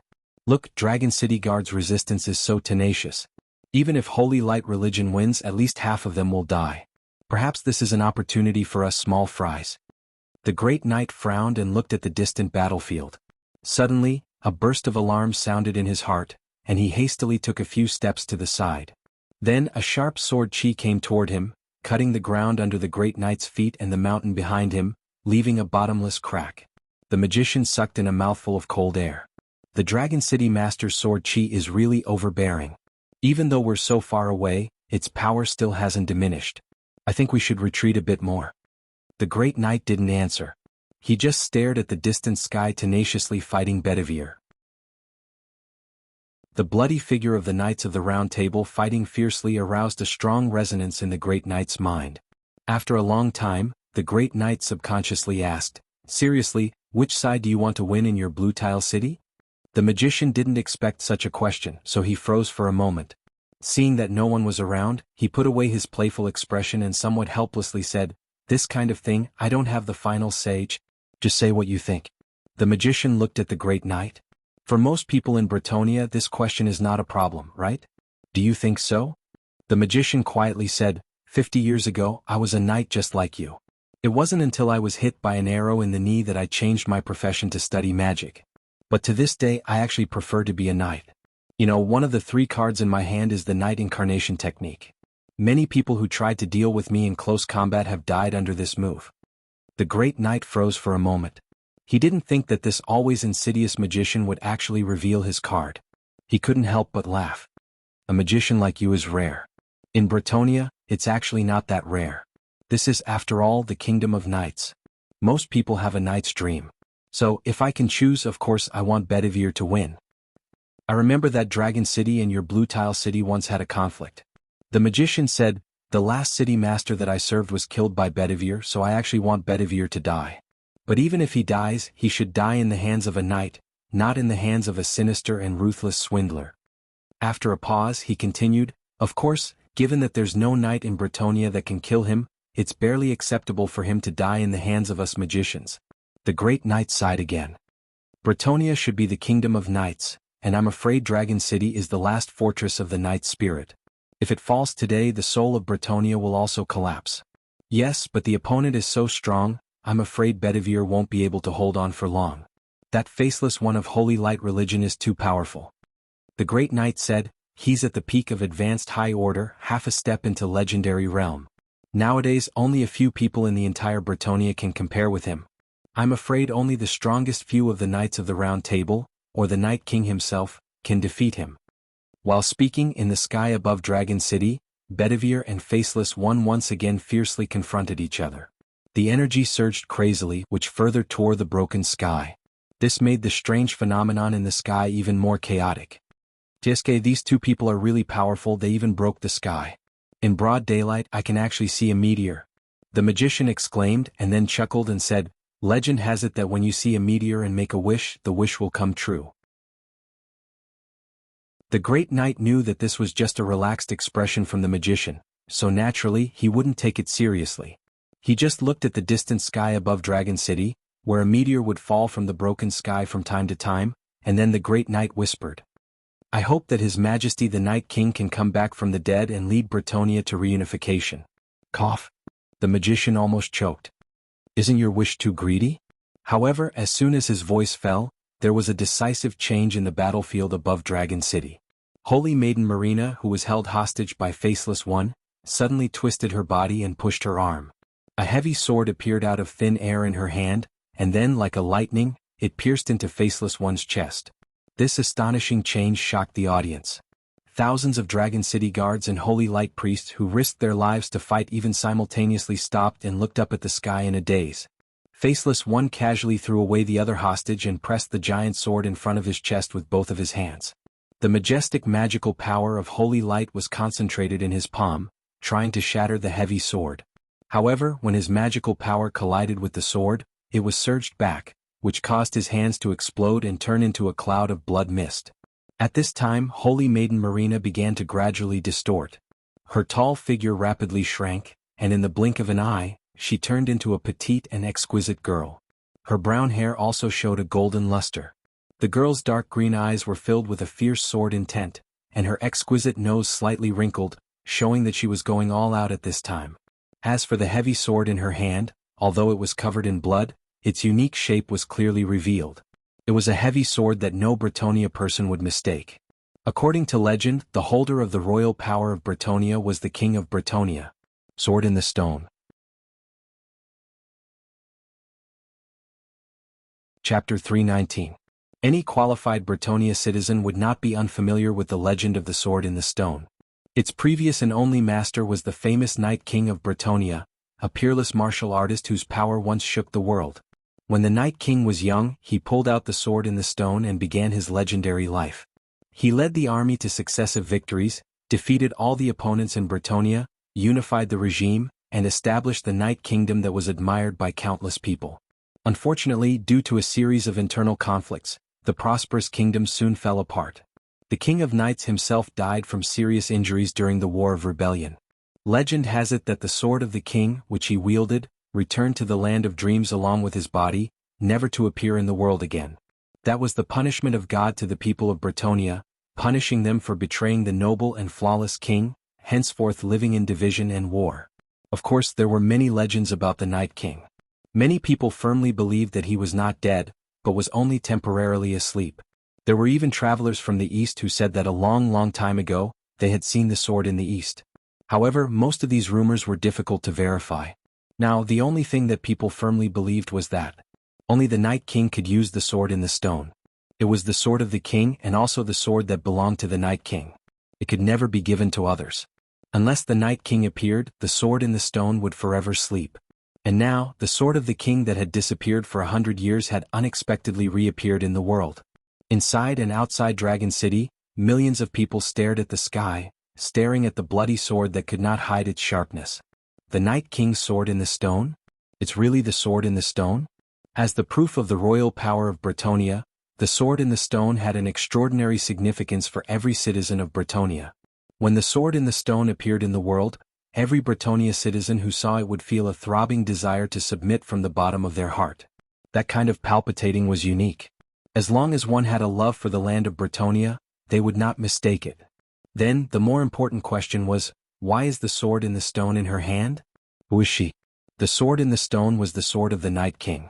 Only the Night King could pick up the sword in the stone. This was a self-evident truth in the land of Bretonia. But now, the sword in the stone was in the hands of a girl. Could it be that she was the Night King? Or, after over 100 years, had the sword in the stone given up on its original master? Countless questions filled their minds, causing them to even forget what they were supposed to do. Within Dragon City's barracks, thousands of people stopped fighting and stared blankly at the changes in the sky. I didn't expect it to be you. Even if his chest was pierced by a heavy sword, Faceless One's voice still remained calm. It was just that, under the serious injury, his voice was so weak that only the two of them could hear it. You really didn't die. In this regard, Aya didn't say a word. She just tried her best to stab the stone sword deeper into Faceless One's body. It could be said that Wang Lu had risked his life for this opportunity. Faceless One was a cautious and cunning person, so how could it be easy to deceive him? Aya once fought against Faceless One. At that time, there was no lack of wise people among her Knights of the Round Table. However, despite their joint efforts, Faceless One still managed to escape. To be honest, this was the first time for Aya to see Faceless One being deceived. If it weren't for Wang Lu using Lu Li Quanzhou and herself as bait, and sacrificing tens of millions of spirit stones to launch a sword strike that was enough to threaten a high-order profession, Faceless One would never hastily change his target to catch Marina and her daughter. And without that haste, it was impossible for him not to see that Marina had been replaced. And without that moment of negligence, Aya wouldn't have been able to stab him with her sword. As a spirit of the departed, her strength was far from returning to its peak. On the basis of trying to suppress the side effects, she could at most erupt with the power of a high-order profession, and only for a moment. With the supreme power of the divine weapon stone sword, Aya successfully broke through Faceless One's defense. However, after the heavy sword penetrated his body, Aya found that Faceless One's body had far exceeded the general category. She didn't know what kind of secret method was used to strengthen it. Not only was it as hard as steel, but it also contained an unusually powerful energy. Every time the stone sword penetrated a bit deeper, it could feel a great repulsive force. At the same time, the sword was also under intense pressure. Were it not for the indestructible stone sword, it would inevitably be damaged under this shock. However, Faceless One's resistance only lasted for a moment. Under the increasingly powerful destructive power of the stone sword, the resistance finally collapsed. Faceless One sighed. A large amount of blood gushed out from every pore of his body. Only his pale face remained white. Congratulations, you've defeated the evil Faceless One and won this round. While saying that, Faceless One took out a pen and drew a bloody smiley face on his face. But just like 100 years ago, the war is not over. I look forward to the third fight with you. I hope you can live to that time. With that, Faceless One's blood-stained robe suddenly twisted, as if a void vortex was created inside. Faceless One's entire body and the blood that gushed out were sucked dry by the vortex in a flash, disappearing without a trace. At this time, Aya was like a dried-up oil lamp. When the vortex sucked her, she felt her arms sink, and the stone sword faintly showed signs of falling out of her hand. She hastily pulled it back, but the vortex also disappeared. When her physical strength was exhausted, it suddenly caused a burst of annoyance inside her body. Her vision turned black and she was about to fall. However, just as she was about to fall, a pair of powerful arms supported her. Well done, Aya. Betting everything on you was really the right choice. Aya closed her eyes, feeling the warmth behind her. She didn't want to open her eyes and didn't want to speak. She just faintly smiled and uttered an M sound. AI killing the big boss with one sword strike. Aya, you're really worthy to be the Night King, domineering. Listening to this obviously exaggerated and insincere praise, Aya was both angry and amused. However, the smile on her face became a bit more intense. Hey, you used too much force just now, so your hair is a bit messy. The ahog on your head is sticking up. Do you want me to help you pluck it? Aya suddenly opened her eyes. Her cold eyes made people shudder. If you dare to touch it, you'll die. Damn, what kind of rule is this? Could it be that the ahog on your head has the same reproductive function as the stamen? I can't touch it? While the two were laughing and joking, a heavy voice suddenly came in. Who are you? Bedivir's whole body was bathed in blood. He was also like a dried-up oil lamp, but he insisted on standing still. His blood-stained eyes stared straight at Aya and the stone sword in her hand. The sword, why is it in your hand? Where is its original owner? What happened to His Majesty the Night King? He's still alive, right? You must know something. The more Bedivere talked, the more excited he became. Under the agitation of his emotions, his control over his body weakened a bit. Several wounds on his body ruptured and blood flowed out. Damn, Bedivere, your head is like a whale that's spurting blood. Bedivere seemed to not hear Wang Lu's exclamation. His eyes were always locked on Aya. What happened to His Majesty the Night King? Please tell me. Aya could hardly face Bedivire's bloodshot eyes. For this loyal and devoted knight, her heart was moved beyond words, but more than that, she felt guilty. If it weren't for her mistake, how could Bretonia fall apart? How could those excellent knights of the Round Table kill each other? How could the heavy burden of protecting the dragon race's bloodline fall on Bedivere alone? Moreover, what could she say about the whereabouts of the Night King? I beg you. Whether you're the descendant of Galahad or someone else, please tell me what happened to my king. Where is he? Bedivire's voice trembled in excitement. I've always missed him. Faced with this situation, Aya's heart was sour. Finally, she couldn't hold back anymore and slightly opened her mouth to say, she's the daughter of the Night King. From the side, Wang Lu coldly said, and then reached out to press Aya's shoulder. He poured his magical power into her so that she could no longer make a sound. It's obvious. In addition to the daughter of the Night King, who else could inherit the sword of the king? In addition to the daughter of the Night King, who else could easily behead Faceless One? Bedivire's whole body was greatly shaken. He incredulously looked at Aya. The daughter of the Night King? His Majesty the Night King left behind a descendant? However, the more Bedivere looked at her, the more he felt that the girl before him had too many similarities with the Night King who once ruled Bretonia. The same blonde hair, the same deep eyes. Although the color of the pupils was different, the heroic spirit between her eyebrows was of the same origin. Then, the most important thing was her power. Although it was still immature compared to the legendary level power of the Night King, the essence was almost exactly the same.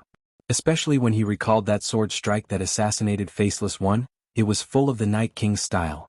Even if it was a camouflage sneak attack, it still looked dignified and impressive. After a long silence, Bedivere startled. Then what about His Majesty the Night King? Wang Lu coldly said, so what if you know? Don't you think he's tired enough? Upon hearing this, Bedivere was once again shocked. His mind suddenly returned to the time when he fought under the command of the Night King, back to the time when after endless glory and glory, there was a sharp turn and then a gloomy fall.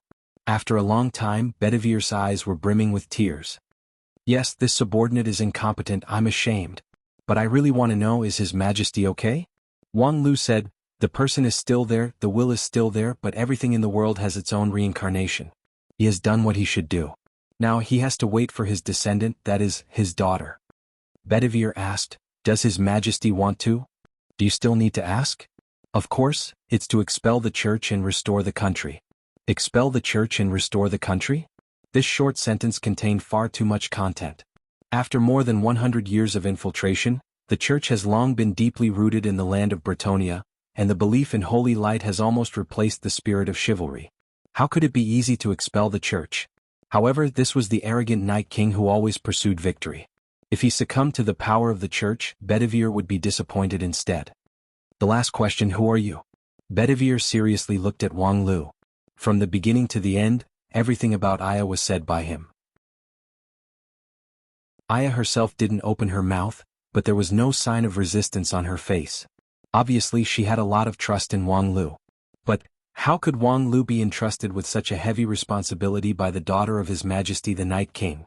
Wang Lu thought for a moment and then said with a smile, City Master is really forgetful. Didn't I tell you earlier I'm her gigolo? Gigolo your sister.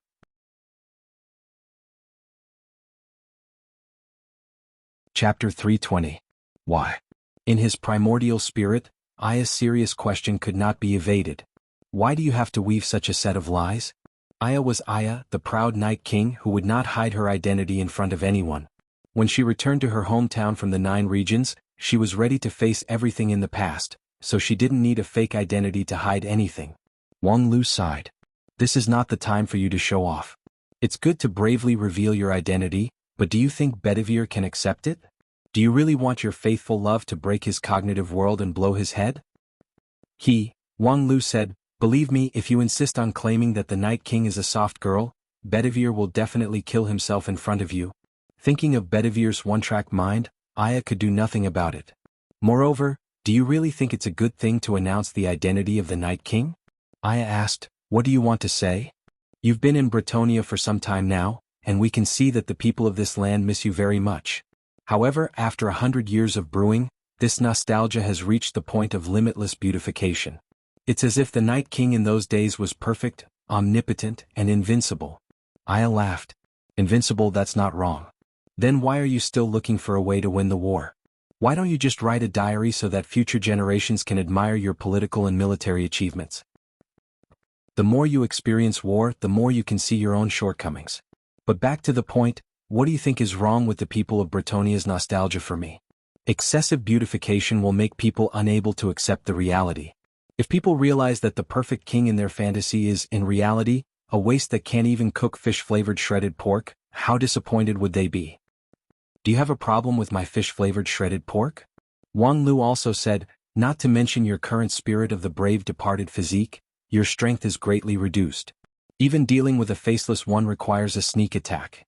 You simply cannot afford to have too high of an expectation. So, instead of disappointing your followers, it's better to appear as the daughter of the Night King and lower their expectations. That way, even if you're lacking compared to the Night King, people will still understand you, support you, and love you because you're the daughter of the Night King. Aya was stunned for a moment. Is that so? I seem to understand what you mean.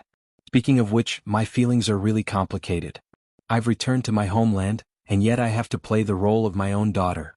Wang Lu smiled and said, speaking of which, I'm friends with the Night King. Shouldn't you consider calling me uncle in the future? If you seek death you will die, Wang Lu. However, Aya was not interested in arguing with Wang Lu over this verbal battle. It was almost time for her to take a break, and it was time for her to shoulder her responsibilities. After ending their conversation in the sky, Wang Lu, Aya, and Bedivere, the 3 of them, did not immediately land because the battle in Dragon City was not over. Although on the battlefield, the situation has been completely reversed. After losing Faceless One, Holy Light Religion was like a group of dragons without a leader. Their morale was in chaos. In particular, the archons who were responsible for the battlefield command stopped operating, which made the morale of the Holy Light Religion army even more chaotic. The priests and holy knights were at a loss, scurrying around the battlefield like headless flies. At the same time, the death of Faceless One. Moreover, he was beheaded by Aya in front of everyone, which was a fatal blow to the morale of the Holy Light Religion. Looking down from above, they could clearly see the hesitation and fear in the eyes of the Holy Light Religion believers. Even the almost omnipotent Faceless One was beheaded by the Dragon City guards, who knew how many cards they were hiding. And once a new situation occurred, who else could lead them out of the predicament? For decades, the Holy Light Religion in Dragon City mostly relied on the Archbishop Rowan. Later on, Faceless One appeared and suppressed everything with an absolutely strong stance. However, now that Faceless One was dead and the Archbishop defected, the Holy Light Religion believers were suddenly at a loss. However, although Holy Light Religion suffered a fatal blow, they, after all, still occupied an absolute numerical advantage. Previously, in the last defensive circle, the Dragon City guards suffered a heavy loss, which further widened the gap between them and the Holy Light Religion. Now, it was nearly 6 or 7 times. In this case, a little carelessness might lead to a capsized ship in the gutter. Not to mention that just now, the sudden appearance of the Caliban and the killing of Faceless One by Aya were also a great shock to the Dragon City guards, which also dispersed their fighting spirit. And now, what she had to do was to regroup the Dragon City guards and completely establish the victory. Feeling that her body has slightly recovered her strength, Aya struggled to break free from the embrace of Wang Lu and stood in the air relying on her own strength. Her eyes swept the ground, looking valiant and formidable, which complemented the splendor of the Caliban. With a new identity, Aya actually had a lot to say, but at this moment, there was no time for a long speech. Fortunately, as a former ruler, she was very clear about how to effectively use her time. I am the daughter of the Night King, the legitimate successor of Bretonia. In the name of the Caliban, defeat the enemy in front of me and pick the fruit of victory. With that, Aya waved the Caliban, and the golden light pointed straight ahead. It was a simple action, but it seemed to contain an incredible magic. Looking at the direction where Aya's sword was pointing, a strong surge of excitement surged in the heart of every Bretonia person. It was a memory that came from the depths of their bloodline. In a trance, people seemed to see rows of knights in shining silver armor riding on spirited horses. They held long swords that were polished to the point of not even a speck of dust could be seen in their hands, and sharp dragon spears were fixed on their saddles. In front of them, there were 10 times and 100 times more enemies like a black tide. However, the knights looked solemn and their fighting spirit was unwavering. And in front of the knights, a flawless knight waved his sword high, pointing straight ahead. Knights charge. After 100 years, that battle cry once again exploded in their ears. The Dragon City guards only felt that in their exhausted bodies, their limbs and bones gave birth to infinite strength. Following the direction of the stone sword, they began to run, began to charge. Respond to the call of the king, defeat all enemies that stood in their way. In a trance, the once world-shaking night charge once again appeared in the world. Dragon City guards turned into a sharp knife, deeply piercing into the Holy Light Religion's formation. The final battle finally began, but the result of the battle was already clear at a glance. At the forefront of the battlefield, Lu Li, Bai Shixian, and Quan Zhouhua separately pierced into the enemy's formation, quickly harvesting lives with their own means. 36, 37, 38, Lu Li simultaneously controlled more than 10 flying swords, shuttling back and forth on the battlefield like a gust of lightning. Wherever she went, it was like a sickle cutting wheat, taking away a piece of life. The girl also muttered something, carefully counting her own achievements, for fear of making a mistake. And beside her there was a reign of terror. In fact, when Aya waved the Caliban, launching the night charge after 100 years, the outcome of this war has already been determined. There was no need for the several people to deliberately do anything. The Dragon City guards with boiling morale were enough to tear the enemy into pieces. However, Lu Li did not forget Wang Lu's entrustment. They were still carrying a difficult task: to collect 999 roses watered with the blood of middle-order professions of Holy Light Religion. And this Dragon City battle was the best opportunity to harvest them. In addition to Dragon City, there was no other place in the entire Bretonia that could gather nearly 1,000 middle-order professions. If they didn't kill them now, when would they? In terms of strength, Lu Li was not at the forefront in the Dragon City battlefield. However, in terms of the ability to kill in a chaotic battle, few could compare to her. The Holy Light Religion's morale completely collapsed under the successive blows. They scattered in all directions without any resistance. Lu Li's high explosive and high mobility advantage was immediately brought into full play. In a moment, Lu Li almost killed her way through the Holy Light Religion's formation. More than 40 middle-order professions died under her sword. As for the rest of the low-order professions, they were countless. However, the girl just stood there for a moment, adjusted her breathing, and then once again turned into a rainbow light and began a new round of killing. According to her senior brother, this battle was the best opportunity to increase her achievement. Once she missed it, she didn't know when there would be a second time. Although the specific explanation was somewhat incomprehensible, Lu Li at least remembered the most critical point. If you kill 100 people, I will let you eat all the delicacies in Bretonia. With this sentence, Lu Li had endless motivation to act. In her eyes, the ones who were fleeing in panic were not the priests, holy knights, or the inquisitors, but the fragrant and delicious finger-sucking chicken. Well, that's a good mentality. While Lu Li was flying on her flying sword, a strange voice suddenly rang in her ears. While killing, your heart can actually be so calm. Is this the special mind cultivation technique of U9 region's people? Lu Li looked around in surprise but didn't find the speaker. However, feeling that there was no hostility in the voice, she seriously replied, I don't understand what you're talking about. The voice laughed and then asked, do you know that you're killing people? I know it's obvious. Senior brother said that if I kill 100 people, I'll get a reward. Aha, so for you, killing is just a game?